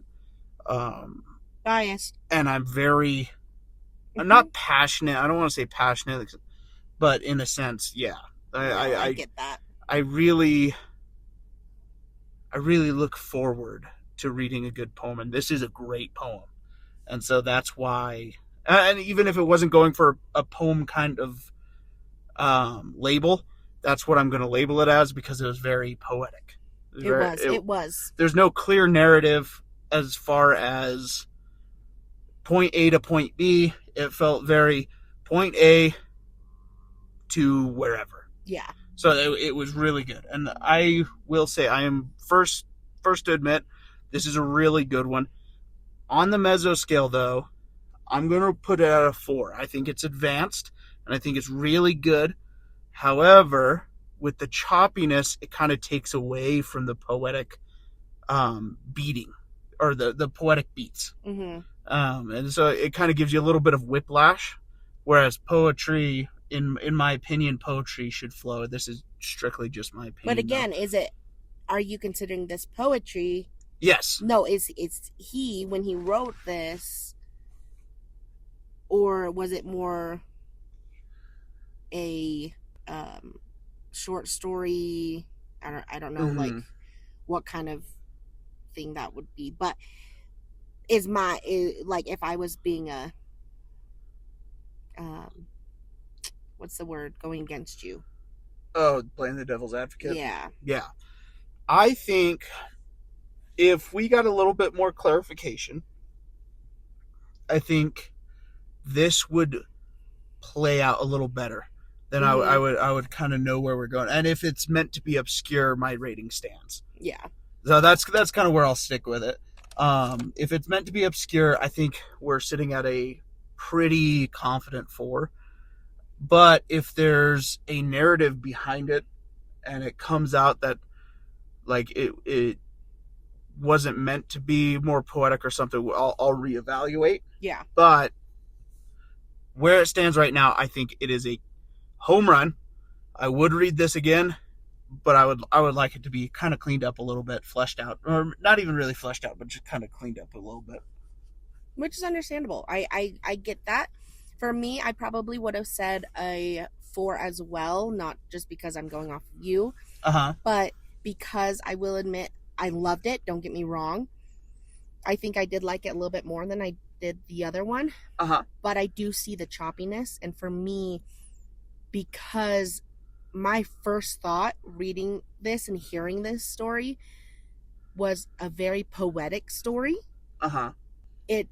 It was the choppiness where it was just like, I'm not sure if that's what you were going for or not, but I would love to hear more of your stories. Yeah, does that make sense? This definitely leaves like a kind of a crave. Like, I want to go and read some more of your stories. I definitely will. Yeah, after this, it definitely feels a lot deeper than the surface level that we're probably reading it in. Yes, I agree. And so for that reasoning, I think it would just be a 4 for me, but a very high 4 for me.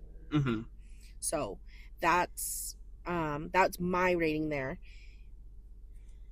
for that one. Yeah. So thank you, Kai. I saw that you also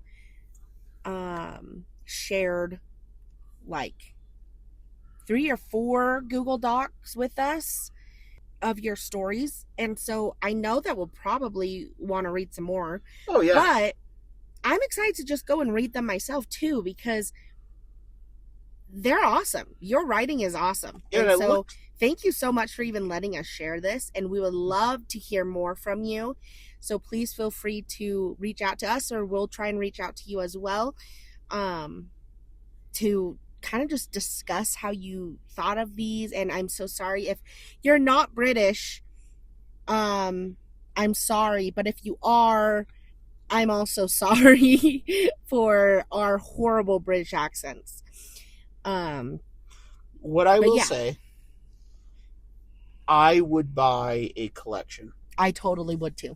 I definitely would. I would encourage you, if you haven't thought of doing that, I think you should, because I think you have very good potential for that. Yeah, I think this whole vibe that you got, it's very ethereal. It's very divine horror, which I wouldn't say it necessarily bridges on cosmic, because cosmic I always imagine more along the lines of like a thing, or A Color Out of Space by H.P. Lovecraft, or like Ramina by Junji Ito. Like it's very, it's in its own space. Yeah. And I really admire that about you, because this is your work. Yeah.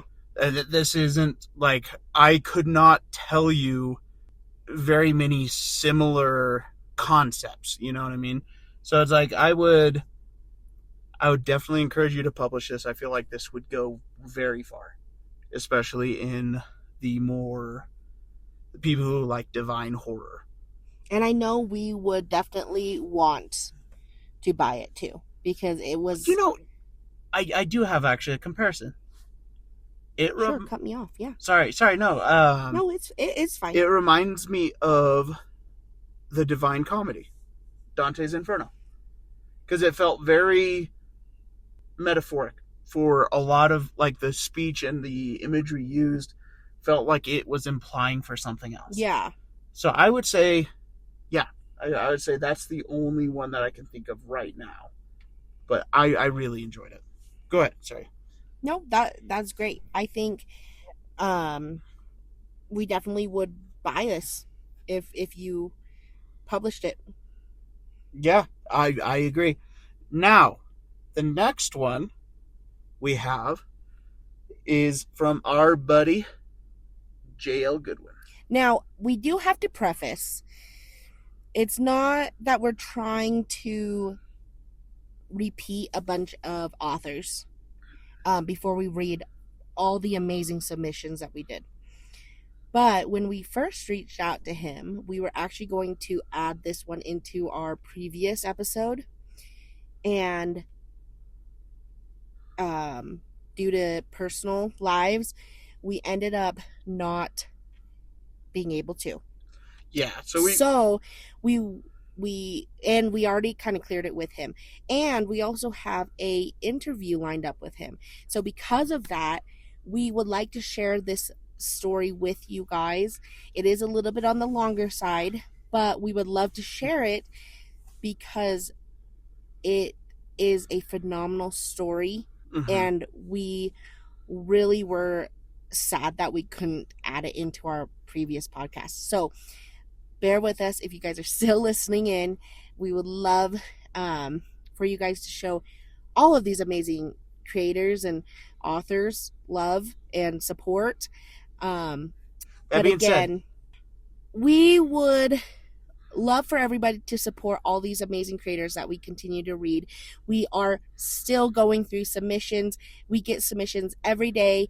We are not picking the best authors or the worst. We're honestly just randomly picking out amazing authors and amazing stories. And we are pretty raw when it comes to our ratings. And so I don't want anybody to think that we're picking favorites or anything like that. We just wanted to share this story because we did talk with the creator and we were sad that we weren't able to add that to our last episode with his other story. So just bear with us. One more story. Of course, we would love to share more of his stories later, and any of the previous authors that we've read, we would love to share more of their stories later on as well.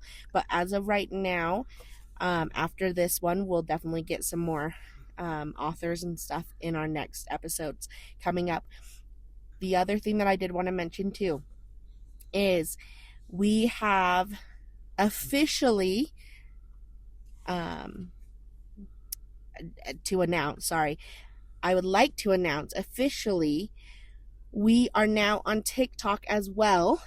We have Spotify, Apple Podcasts, YouTube, and Spotify.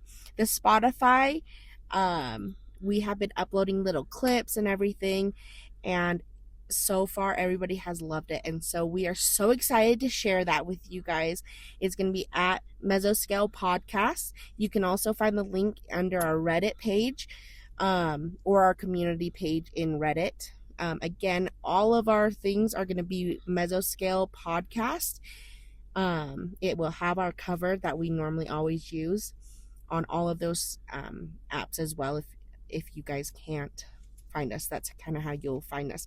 But I'm so excited to share that we finally have gotten our TikTok up and have been posting on it. So further ado, we're going to finish off this episode with the story that we have. I have to admit, I have to double check the title. What is the title? A Little Off the Top. Yes, that's what it is. And C.W. Sanders will be narrating this one. Mm-hmm. Again, this is a little longer, so sit back and we got two voices. enjoy. We got two lines of dialogue on this one. Two Which one do you want to cover? I'll let you say person one or person two. Well, are they man or female? Both male.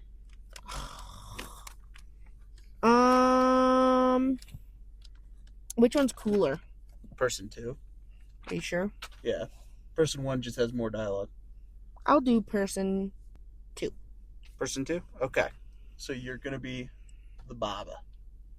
Wow, thanks a lot for giving things away. Oh, it's a little off the top. All right.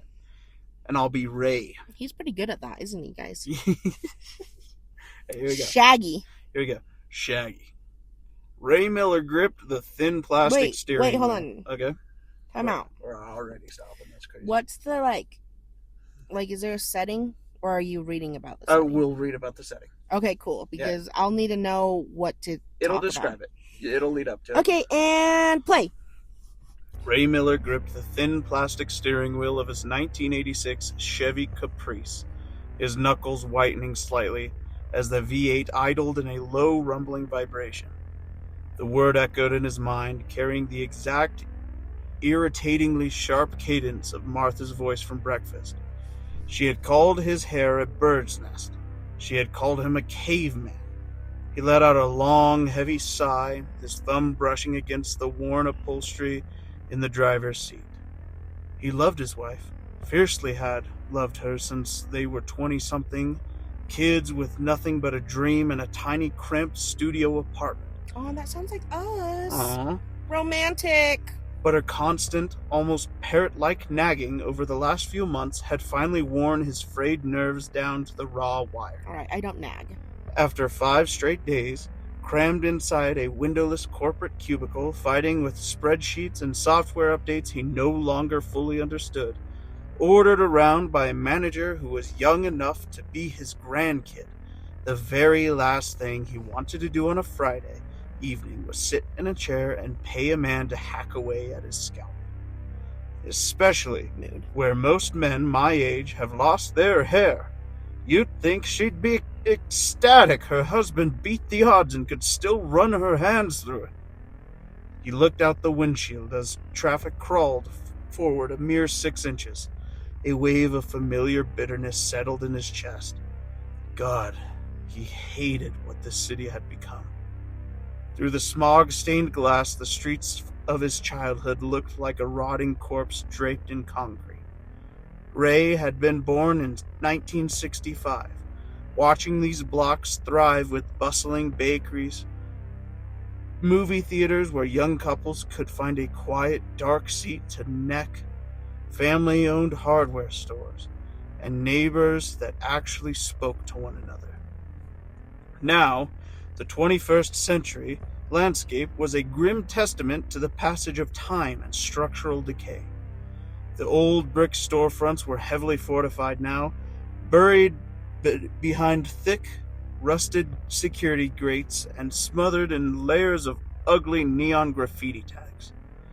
On the cracked corner of the nearest corner, a huddle of young gangbangers stood in oversized black hoodies and pants that sagged to a degree that made it seem as if they were only being held up by magic. Their heads turned, almost in unison, to watch the passing cars with a cold, predatory indifference, making him impulsively double-check that his doors were locked.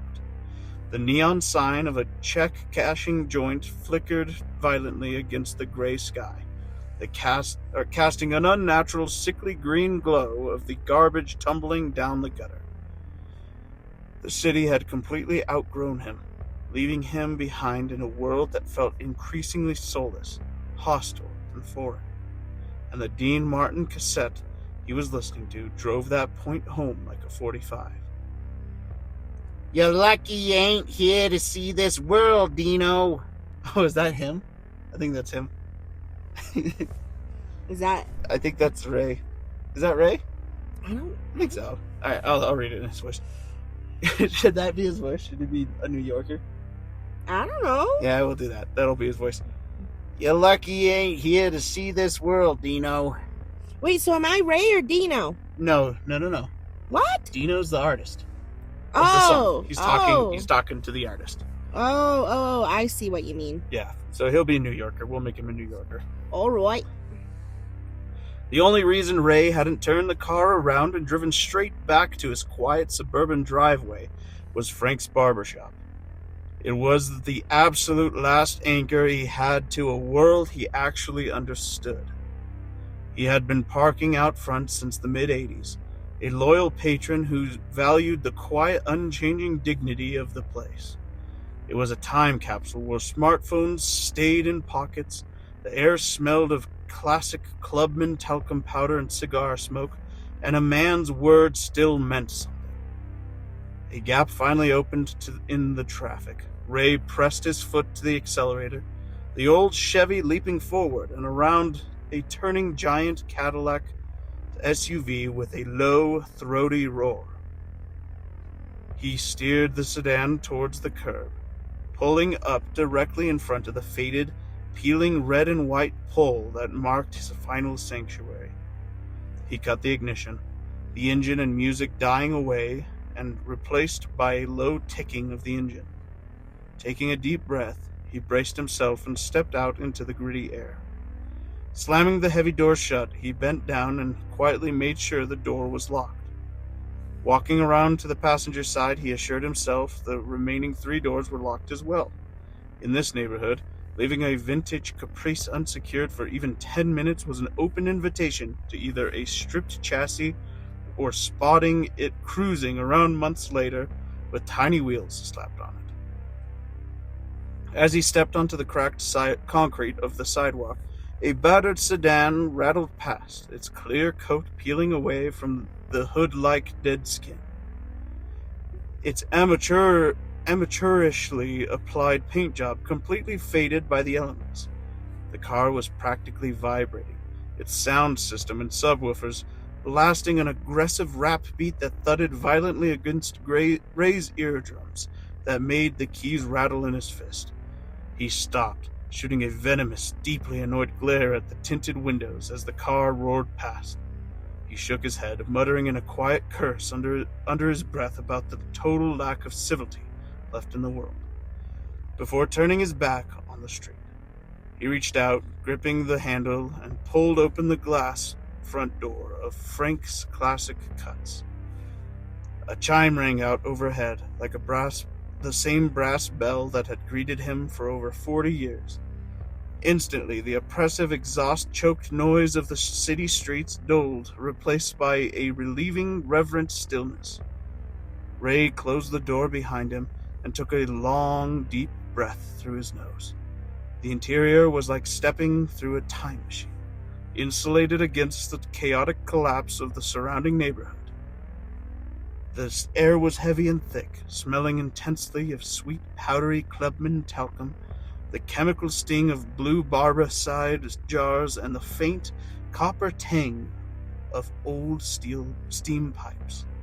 The overhead speakers quietly played instrumental, beautiful music that helped him to relax a little.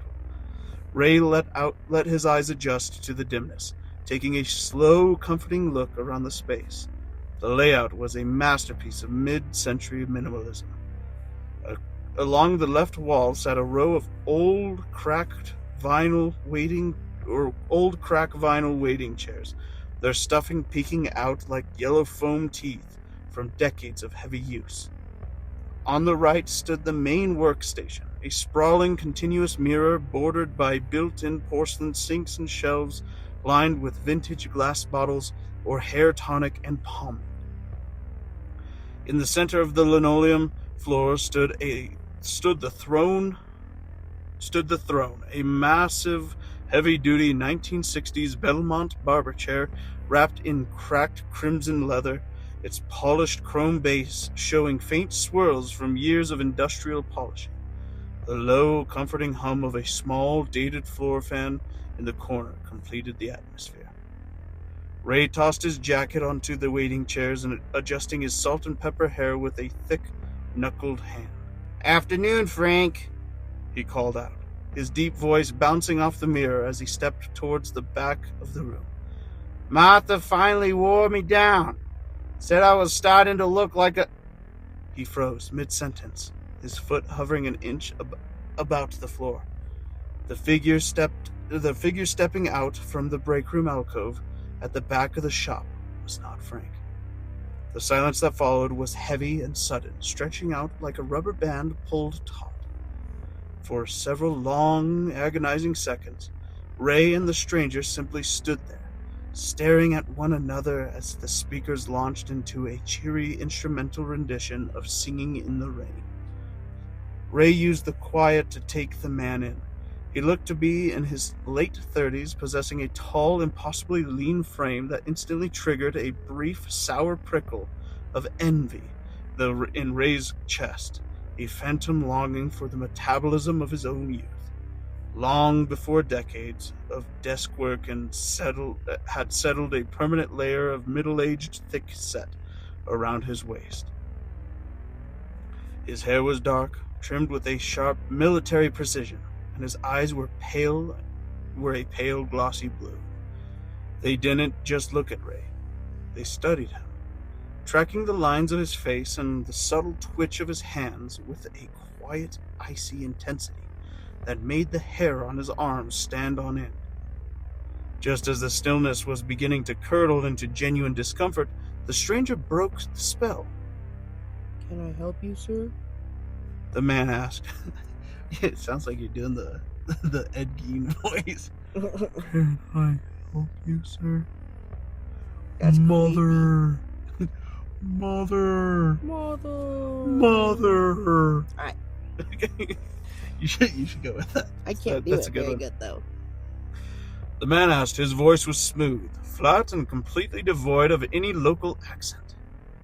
Ray swallowed slightly, finally finding his footing. Yeah, I was looking for Frank.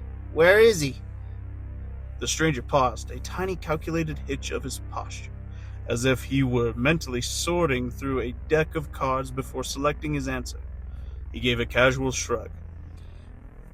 Frank got tied up with something an hour or so ago. An unexpected emergency. He left me in charge of the shop for the rest of the evening. So good. As the words left his mouth, he flashed Ray a smile. It was a wide, beaming expression that exposed his straight, white teeth. But it lasted just a fraction of a second too long. His lips curled back so far that the skin around his cheekbones went taut, while his eyes remained unblinking. Ray felt a moment of unease pass through him, but his work-weary brain, desperate to get the chore over with, quickly forced the doubt down.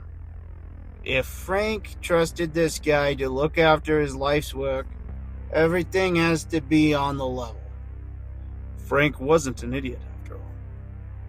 He took a step forward, extending a hand across the chair. Raymond Miller. Most folks call me Ray. Nice to meet you. The stranger looked down at the offered hand for a full second, his expression a complete blank before his smile returned and his fingers shot out to wrap around Ray's. His grip was shockingly cold, dry, and tight as a steel vice. Henry Otis, The man said, releasing his hand with the same soundless grace he'd taken it with. Well, Henry, Ray muttered, wiping his palm against his trousers to rid himself of the lingering chill. Are you half as good with a pair of shears as Frank? Because my wife will have my damn head if you ruin a 30-year streak. Henry laughed. I'm precisely as good as Frank, Ray. He replied instantly. He gestured towards the chair with a sweeping theatrical motion of his arm, his gaze already drifting away from him to scan the hooks on the back wall. Better, perhaps. Please take a seat, Mr. Miller. What exactly can I do for you today? Ray cracked a faint, grumbling smile as he stepped over the chrome base and settled his heavy frame into the seat. Cocky son of a bitch, isn't he? The leather groaned familiarly beneath his weight. He leaned his head back against the worn headrest, looking up at the water-stained acoustic tiles of the low ceiling. Just take a little off the top, Henry, he said, adjusting his collar. Just a little off the top. He watched through the wide workstation mirror as the man snagged the traditional white smock off the hook. Ray suppressed a snort. Declaring himself better than Frank was one thing, but as he slipped his arms into the sleeves, he couldn't help but notice how clumsy the movement was. Henry didn't put the garment on correctly. The collar was twisted, and the fabric hung down a little too much, bunching awkwardly around his shoulders. Henry didn't seem to notice. He lifted the heavy black cloth cape from its hook and stepped behind the chair, raising it to fasten around Ray's neck. Ray abruptly cleared his throat, his left eyebrow shooting up in a sharp defensive look. He leaned forward, blocking Henry from draping the cape over. For a fraction of a second, the other man paused midair. A flicker of genuine confusion passed over his eyes, his long fingers tightening around the edge of the cape. He looked completely taken aback, as if the script he'd been following had suddenly been torn into pieces before his eyes. Trying to keep the deep annoyance that had settled over him, Ray offered a brief nod toward the back wall. Against the dark wood paneling near the break room alcove sat a small, polished rolling cart, housing a crystal decanter and a neat row of tumblers. "The drink, Henry," he muttered. Henry looked over at the cart, then back to Ray, his expression still blank and unreadable. Ray couldn't help but let a short, dry huff escape his mouth. "It's a ritual of Frank's. He always offers his longtime customers a finger of scotch before he touches a hair on their head, to take the edge off the week." Instantly, the confusion vanished from Henry's face. His lips pulled back into the wide, taut smile, and he lightly smacked his own forehead with the flat of his hand. Of course. Forgive me, Mr. Miller. He chuckled. Frank did mention the tradition to me before he left, but with the rush of transition and, well, the fact I'm clearly not used to this shop, it completely slipped my mind. My deepest apologies. He draped the cape over his arm and turned, walking over to the cart. Ray watched his back for a moment before settling back against the headrest, closing his tired eyes for a moment as the low, relieving breeze of the fan washed over his ankles. The music had paused for a moment, allowing him to hear the delicate rhythmic of glass meeting, followed by the soft, heavy hiss of amber liquid pouring into the tumbler. A moment later, Henry stepped back into his peripheral vision. He extended his arm, offering a short glass filled with a generous double shot of dark whiskey. "To a perfect cut." No, that's you. To a perfect cut, Mr. Miller. Sorry, I didn't realize it was mine. Oh, you're good, he said softly.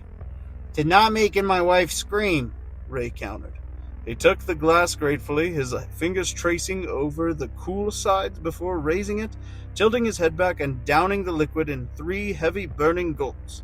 The sharp, smoky heat of the alcohol cut through the light taste of talcum powder that had settled in his throat. Blooming instantly in his stomach, he exhaled a long, satisfied breath and handed the empty glass back. Perfect, Henry murmured. He took the tumbler, placing it on the porcelain counter beside the built-in sink. He stepped back behind Ray with a swift, heavy snap of his wrists. He shook the cape and draped it over Ray's front. He gathered the fabric tightly at the back of Ray's neck, pulling the collar snug, and pressed the metal snips together with a definitive click. The heavy cloth fell over Ray's lap and chest like a lead blanket, pinning his arms beneath the dark fabric and securing him tightly to the crimson throne. He let his hands rest heavily on the hidden armrests under the cape. Grateful for the weekend ahead, a chance to relax and escape the hell of work was just what the doctor ordered.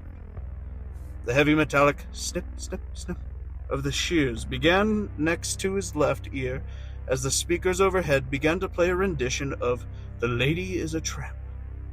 He watched Henry's reflection in the mirror, willing his shoulders to relax. The whiskey was already making him feel a bit detached, a pleasant, heavy warmth spreading from his core out into his limbs to keep the exhaustion he'd held at bay all day. He decided to strike up a conversation. "So, Henry," Ray said, his voice sounding a bit deeper in the muted atmosphere, "how long have you been in the trade? How long have you known Frank?" The shears froze for a split second. Henry stared at Ray's reflection in the glass, his eyes blinking slowly before he returned to work. his fingers setting the blades back into motion. He gave an identical shrug to the one he had earlier. I'm relatively new to cutting hair, truth be told, but I took to it like a duck to water. I've always been remarkably good with my hands. Precision work, you see. Ray felt a pang of uncertainty flash around them. Oh boy, Frank. Don't have left me with someone who's going to worldly fuck up my hair. Henry guided the cold metal comb through the strands at Ray's temples. As for Frank, I stumbled across him completely by accident. A chance encounter, really, but I became deeply attached to him after we had our first conversation. And I think he did to me as well. He did say he'd go to pieces if I wasn't around. He paused, a small, breathy laugh escaping his throat. Ray's eyes narrowed slightly in the mirror after the phrasing. For some reason, the wording, followed by that laugh, one that he swore had a private, almost cold amusement to it, had sounded just a little off to him. Is that so? He muttered, his muscles stiffening slightly as the cold steel of the blades brushed the tip of his ear. Frank's a good guy, hard worker. He was. Henry replied, his voice dropping into a flat, matter-of-fact drone. A very good guy indeed. Truly one in a million in this world of ours. Wouldn't you say, Mr. Miller? It took a moment for Ray's mind to catch up to the sentence. But when it did, it locked into place with a sudden, explosive mental snap at Henry's wording. He hadn't said is, he'd said was. Looking into the mirror, he saw the man flash him another smile, one that made the hair on his arms rise involuntarily under the cape. What the hell is going on? He started to pay closer attention to the reflection, the pleasant fog of the whiskey beginning to chip away. Henry was handling the tools with an incredibly awkward, jerky stiffness. He held the comb backward for a moment before correcting it, and when he snipped the shears, his wrist clicked unnaturally. Worse, he was guiding the sharp, flashing metal blades dangerously close to Ray's earlobes and the soft skin of his neck. It didn't look like the fluid practiced dance of a seasoned barber. It looked like a child trying to replicate something they had only ever seen on a television screen. I was down on my luck for quite a few years, Mr. Miller. Henry continued softly, living in the gray, invisible to the world, until something happened. Something magnificent that changed the entire trajectory of my life. The snip, snip, snip of the shears continued directly behind Ray's head. He stared into the mirror, his heart beginning to thump against his ribs in a fast, erratic rhythm. The warmth of the whiskey had now curdled into something thick, heavy, and extremely uncomfortable. He felt a growing, desperate urge to just stand up, pull the heavy cape off his neck, and walk out into the safety of the gritty bangers and all. But he was trapped in the center of this room, with a pair of sharp blades inches from him, desperate to keep Henry placated while he figured out how to safely exit the chair. Ray forced his voice to remain calm, humoring the man. What happened, Henry? He asked, his eyes locked on the pale blue eyes that glanced over at him with growing intensity. Henry didn't stop trimming. The cold metal blades of the shears brushed against the top of Ray's right ear, a fraction of an inch from drawing blood. I was picked up out of the gutter by a goddess, Mr. Miller, he whispered, his voice taking on a breathless, almost reverent tone. An ethereal beauty. She gave me everything the rest of this rigid world would refuse. A place to belong. Absolute confidence in myself. She even showed me how to find genuine amusement and humor in the world that is otherwise entirely dull. Ray's breathing shallowed up, Up close in the mirror, an intense hunter-focused stare on Henry's face was terrifying. The shears were moving with an erratic, jerky motion now, cutting closer and closer to the soft, vulnerable skin of his jugular. The reality of his situation was crashing down around him with the force of a tidal wave. He was sitting, wrapped in a cloth, completely helpless, having his hair trimmed by an absolute madman. But she's not altruistic, you see. Henry said matter-of-factly, his tone dropping into a cadence that made the air of the shop feel ice-cold. She is not benevolent. Occasionally my goddess demands something from me in return for her gifts. A cold panic seized Ray's chest. He went to open his mouth, desperate to ask what his goddess demanded, to keep the lunatic talking while he mentally calculated the exact distance between the chair and the front door. He wanted to scream at the man to get the hell away from him, but nothing came out. His jaw refused to move, his throat a dry, hollow desert. A strange, prickly numbness was rapidly spreading through his lips and across his tongue, a thick, tingling sensation that he rationalized as a sudden, severe spike of panic. Henry glanced up at him, as though he'd heard the unasked question echoing through Ray's skull. Finally, the metallic snip of the shears stopped. Henry set the tools down onto the counter with a loud, deliberate clack. He walked soundlessly around the front of the chair, leaning his frame against the edge of the sink. He crossed his arms over the smock and stared down at Ray, his face splitting into the first genuine wide grin he had seen. An expression of pure, unadulterated lunacy that exposed his guns. She demands blood, Mr. Miller, he said, his eyes wide and unblinking.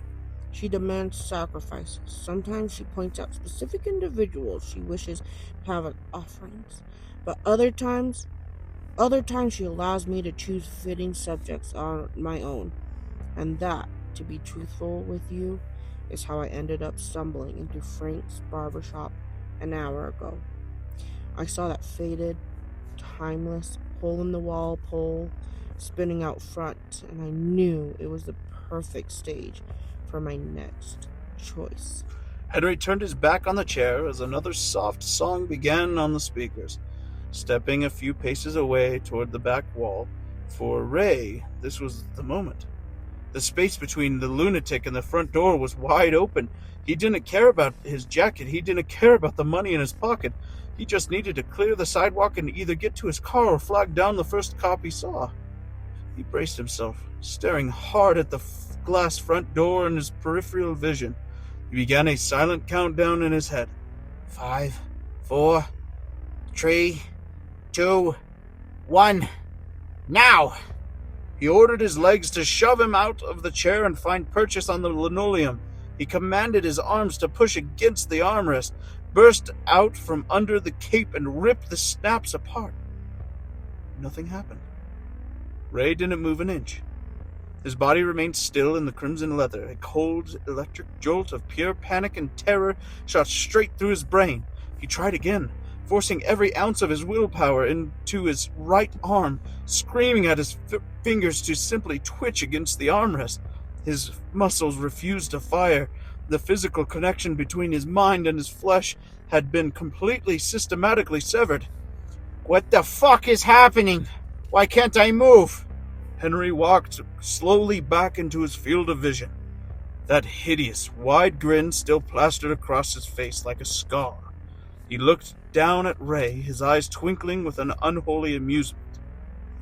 You see, Mr. Miller? May I call you Ray? I'm honestly getting sick of the damn formalities.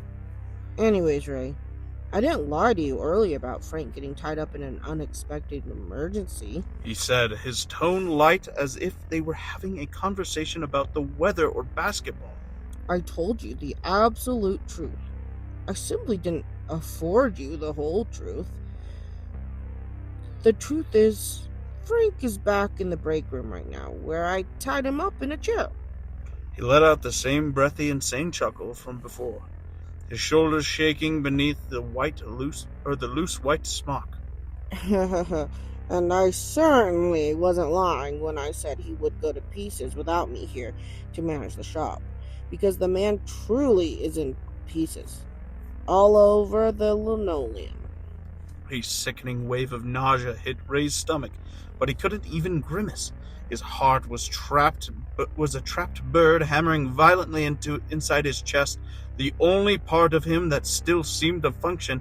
Henry turned away again, reaching for something on the counter. Desperation churning through his mind, Ray fought with everything he had left.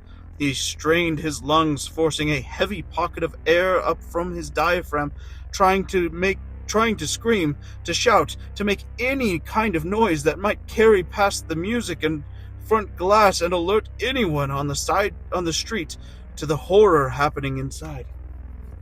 A tiny, wet, pathetic wheeze escaped his lips. The sound barely carried over the music and fan, but even still, Henry heard it. He slowly turned back around, a mocking, deep, cruel smirk cutting across his face.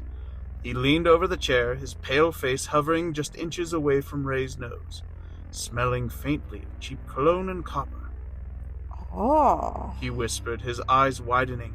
have you discovered you can't move, Ray? Ray could only stare back, his eyes wide with an unspeakable helpless terror.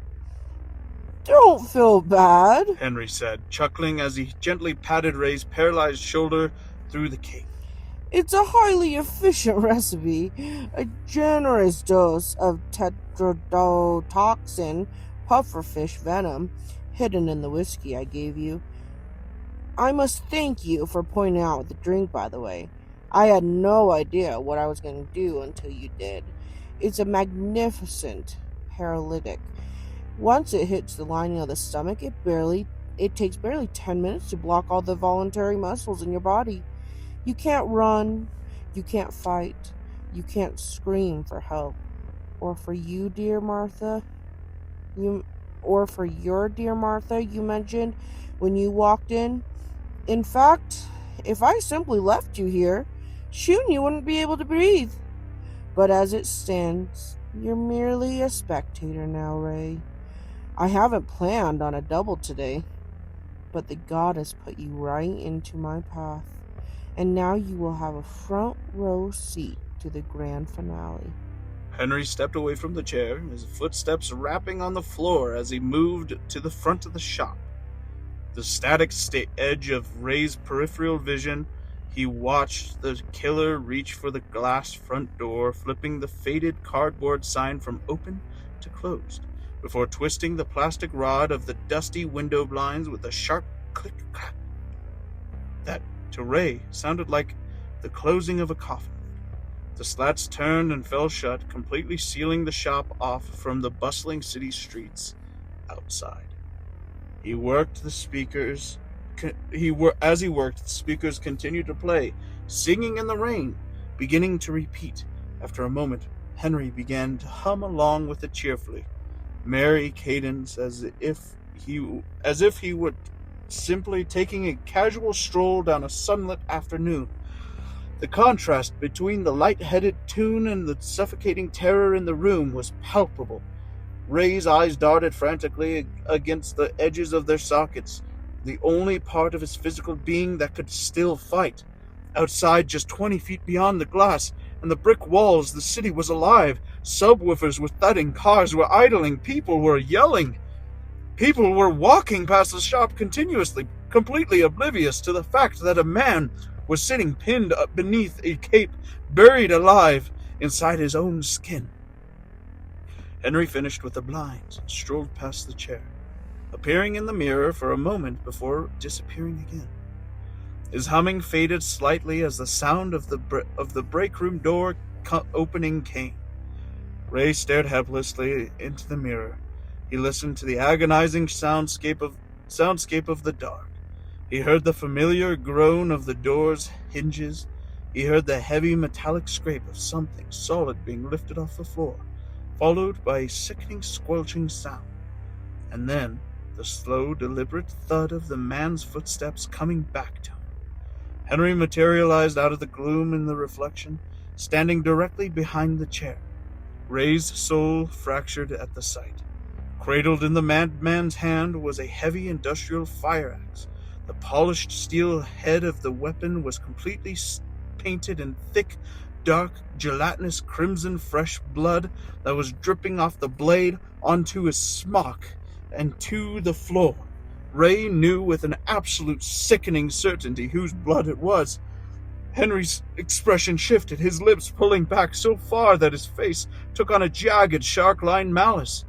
He stared directly at Ray's horrified, silently weeping reflection in the mirror, his eyes boring straight through the glass and into the very center of his mind. Slowly, theatrically, he shifted his grip on the wooden handle, raising the blood-soaked blade a few inches above the headrest that almost matched the color of blood. He leaned down, his breath hot against the back of Ray's neck, and delivered a final, almost mocking whisper into the glass. Now, you said you wanted just a little off the top, right? And that is a little off the top. That was so good. It was fun, right? I like that. This is what I love about any story that JL puts out. It is always detailed, and it captures the setting so well, and you're physically there. Yes. And man, it's so much fun. I think he did really good on this one. This one was so worth it. I don't know. His stories just make me think so how does he come up with some of these? Because for me, I guess it's just so hard to even be like, oh yeah, let me pretend to be I'm gonna write a story about there's a deer behind us. Hey, Jail, we got a deer. And it's a buck too. Look, he's walking over. Oh, look, there's a couple of them. Oh shit. Okay, we're gonna keep this in. But I'll put a picture. There's a doe, and then a buck right behind her.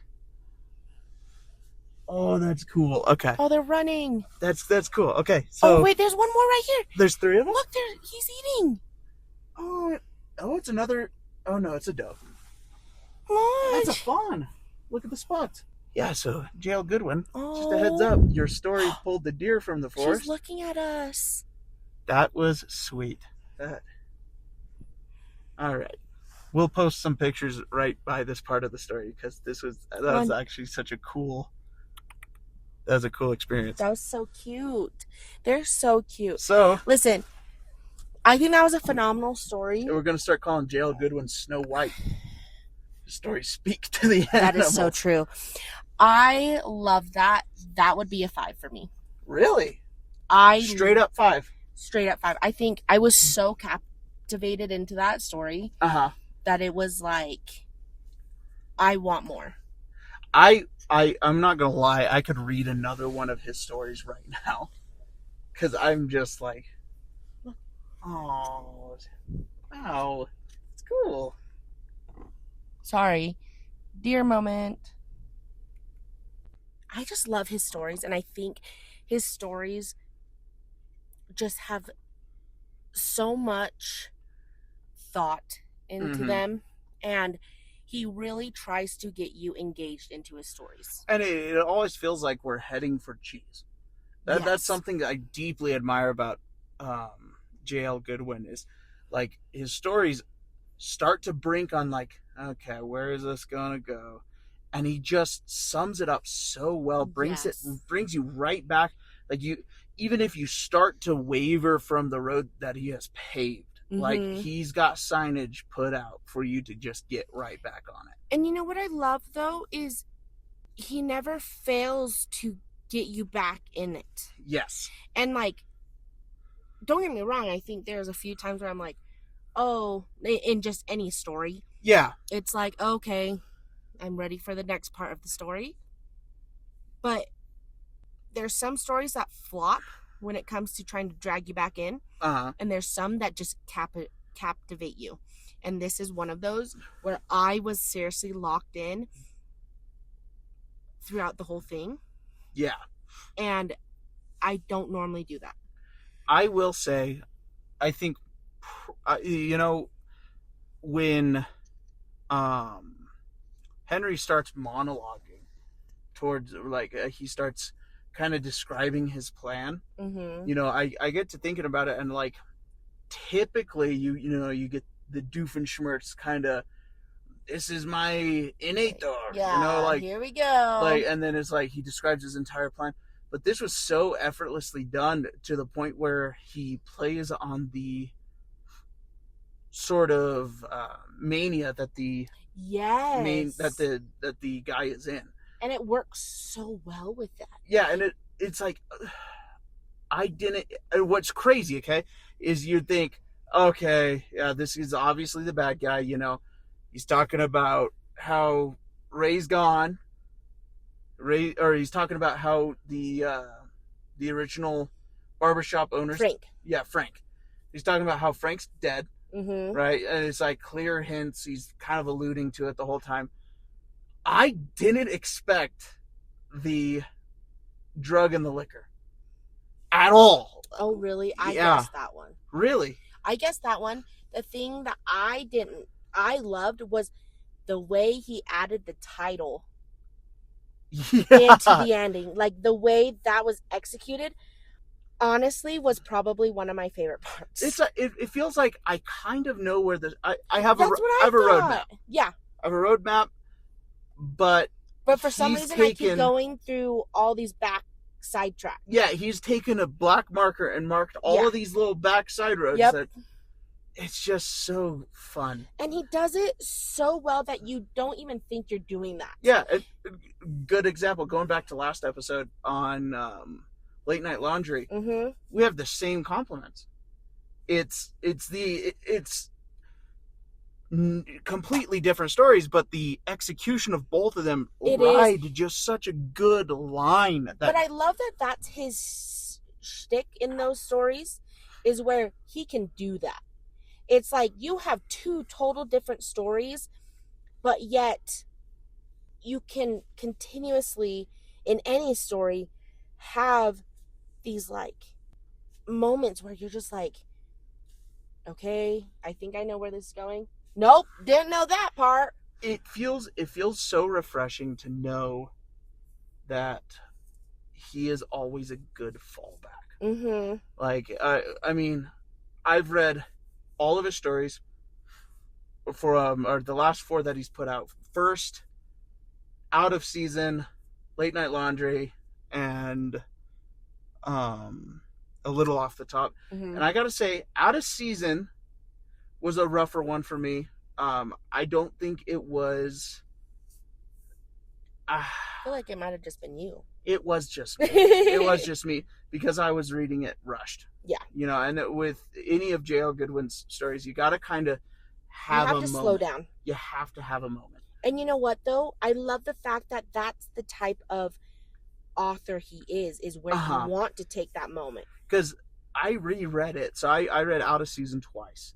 And when I reread it, oh my gosh, it was so good. Exactly. And so I want to reread it again, because I hate having that weird nag at the back of my mind being this is probably my least favorite. I want them all to be on level ground. Yeah. And with him, it's definitely like that. Yes. All of his stories, I like A Little Off the Top as much as I like Out of Season. I like Out of Season as much as I like Late Night Laundry, and I like Late Night Laundry as much as I like First. Yes. They're all so much fun, and it feels... But they're all so different. The cheese feels purposeful, and it feels...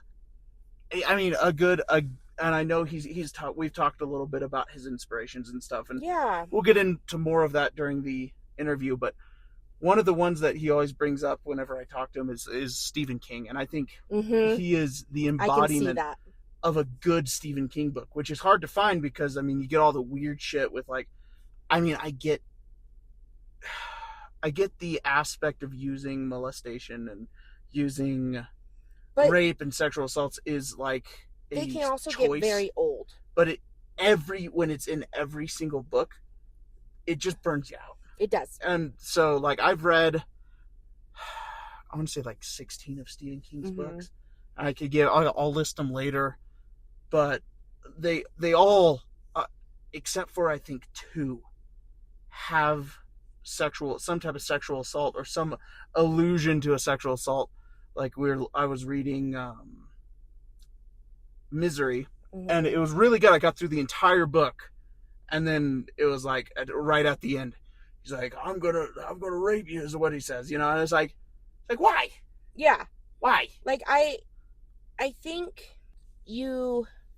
And oh, by the way, editor, you're gonna have to bleep those out. YouTube is a word hunt. Is on a word hunt, so definitely bleep those out. I think what I love is just how well he adds these topics in such a way that you kind of don't think about. And it's such a rewarding, like, it is, because like you get the rewarding part. This is the best part for me. You get the rewarding humor, kind of like tropey vibe from Stephen King, while getting the Lovecraftian execution or the sort of H.G. Wells suck in, you know? Yes. Like H.G. Wells, one of the things that I really like about all of his books is it's continuous. The entire story is high suspense, high reward. Yes. And that's how a lot of all of J.L. Goodwin stories that I've heard or listened to or read, that's how I feel with all of them. Yeah. And on top of it, you know, just stand-up guy, really. Like, I think all of his work is a direct reflection of kind of the care and the magnitude that he puts into his work, and that's very admirable. And I will say, thank you for letting us read your stories, man. Thanks for being. I hope to see more of what you write, and I really hope that if you have an opportunity to make a book or anything, like, I would love to buy it. I think you have a phenomenal way to captivate your audience, and I think that is something that not every person is capable of. And I think you have a very, very abnormal? Nope. Admirable personality and author. And I think it's worth more of your stories out there. But on that note, I give it a 5. I'm giving it a 5. And of course, we just talked about why we gave it a 5. But on that note, because this is so long, we just are going to wrap it up. Again, thank you guys so much for allowing us to read your guys' stories. We have really enjoyed it and have enjoyed the fandom that everybody has sort of cultivated. Yeah, and has been able to share with other authors and give each other ideas. I keep seeing all these comments, and a lot of authors keep reaching out to us, even saying like, thank you so much for it. And it's fun to get a community like that. I think it's been such a fun way to learn about these smaller authors and have their chance of recognition with these stories. And I'm excited to keep sharing that. But with that all being said, again, we are on YouTube, Spotify, Apple Podcasts, and officially on TikTok now. If you guys have any questions or would like to submit a story, please feel free on our Reddit or our email. Again, all of them are Mesoscale Podcast. The same picture is on all of our profiles. So if there's any other profiles that aren't that, then that's not us. So just so you guys know. And we try and stay very active in our socials, just because we want you guys to know that you're not alone. when it comes to sharing stories. And so we have been trying to be more active on there. Mhm. Again, bear with us though, because we do have so many submissions, so it's hard to sometimes page through them all. Yeah, But and I would say before we kind of wrap this up to completion, we have a lot of fun doing this with you guys. we do. And it is truly enjoyable. And I see the comments, and I see the messages, and the thankfulness that you guys have for us not using AI and us not dragging Being real and people's names through the mud, but Mhm. also giving them honest feedback. And we really do appreciate that. We work hard to keep this a honest show Mhm. and keep this so that you guys can enjoy it, even to the extent of finding new ways that we can read the stories to make it more just to make it more fluid, more less crackly and Yeah. stuff like that. And we've gotten a lot of feedback. And again, we are two people who have this this goal to share stories and let all of our audience know that they're heard. And that's the main purpose of why we're doing this. We love reading and we love writing and we love sharing, and we just want to thank you guys for all your support and your feedback and your, I know I've heard from other authors how they've loved hearing their feedback and comments on just their stuff too. Mm-hmm. So I think it's been fun to get everybody all together and build this community. Yeah, and for the last little bit of this episode, I'm gonna ask a series of future episode stories.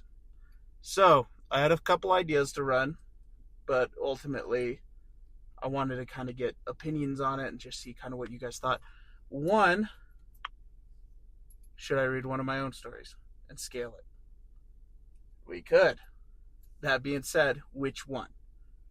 So that's just not to pump up my own iron or nothing, but Comment in the comments below. Yeah, trying to put myself on the same level of. I feel like it's fair for us to rate your stories. Uh-huh. I think it would be fun. I think it would be fun to have people hear them and see. But also I want you guys to understand that we are not here to just show off our stories. We want to share other people's. But maybe we could do one special episode of C.W. Sanders written stories. Yeah, the written word by C.W. Sanders. We also are wanting to do more stories and more episodes too. So the second question I was going to ask is, how are people liking 2 episodes in a week? Are you guys getting through work, or is it too much? I would love to hear. Yeah, and if it is too much, just let us know. We're pretty level-headed, and I know the last episode, some of the production quality kind of suffered a little bit because of the mic. It's because I didn't edit it. You did. Well, yeah, that too. I But blame you. the mic was fucked, and Yeah, so something was weird, and I don't know why, because we had it at the same level we've always had it. So we're hoping that this episode fixed it. But we are listening to your guys' feedback. So we're hoping that we can come up with a better plan on fixing those. So yeah, that's I think that's about it though. Yes. So let's go ahead. We'll close off this episode. We love you guys. Thank you guys for joining us, and we look forward to seeing you guys into the next one.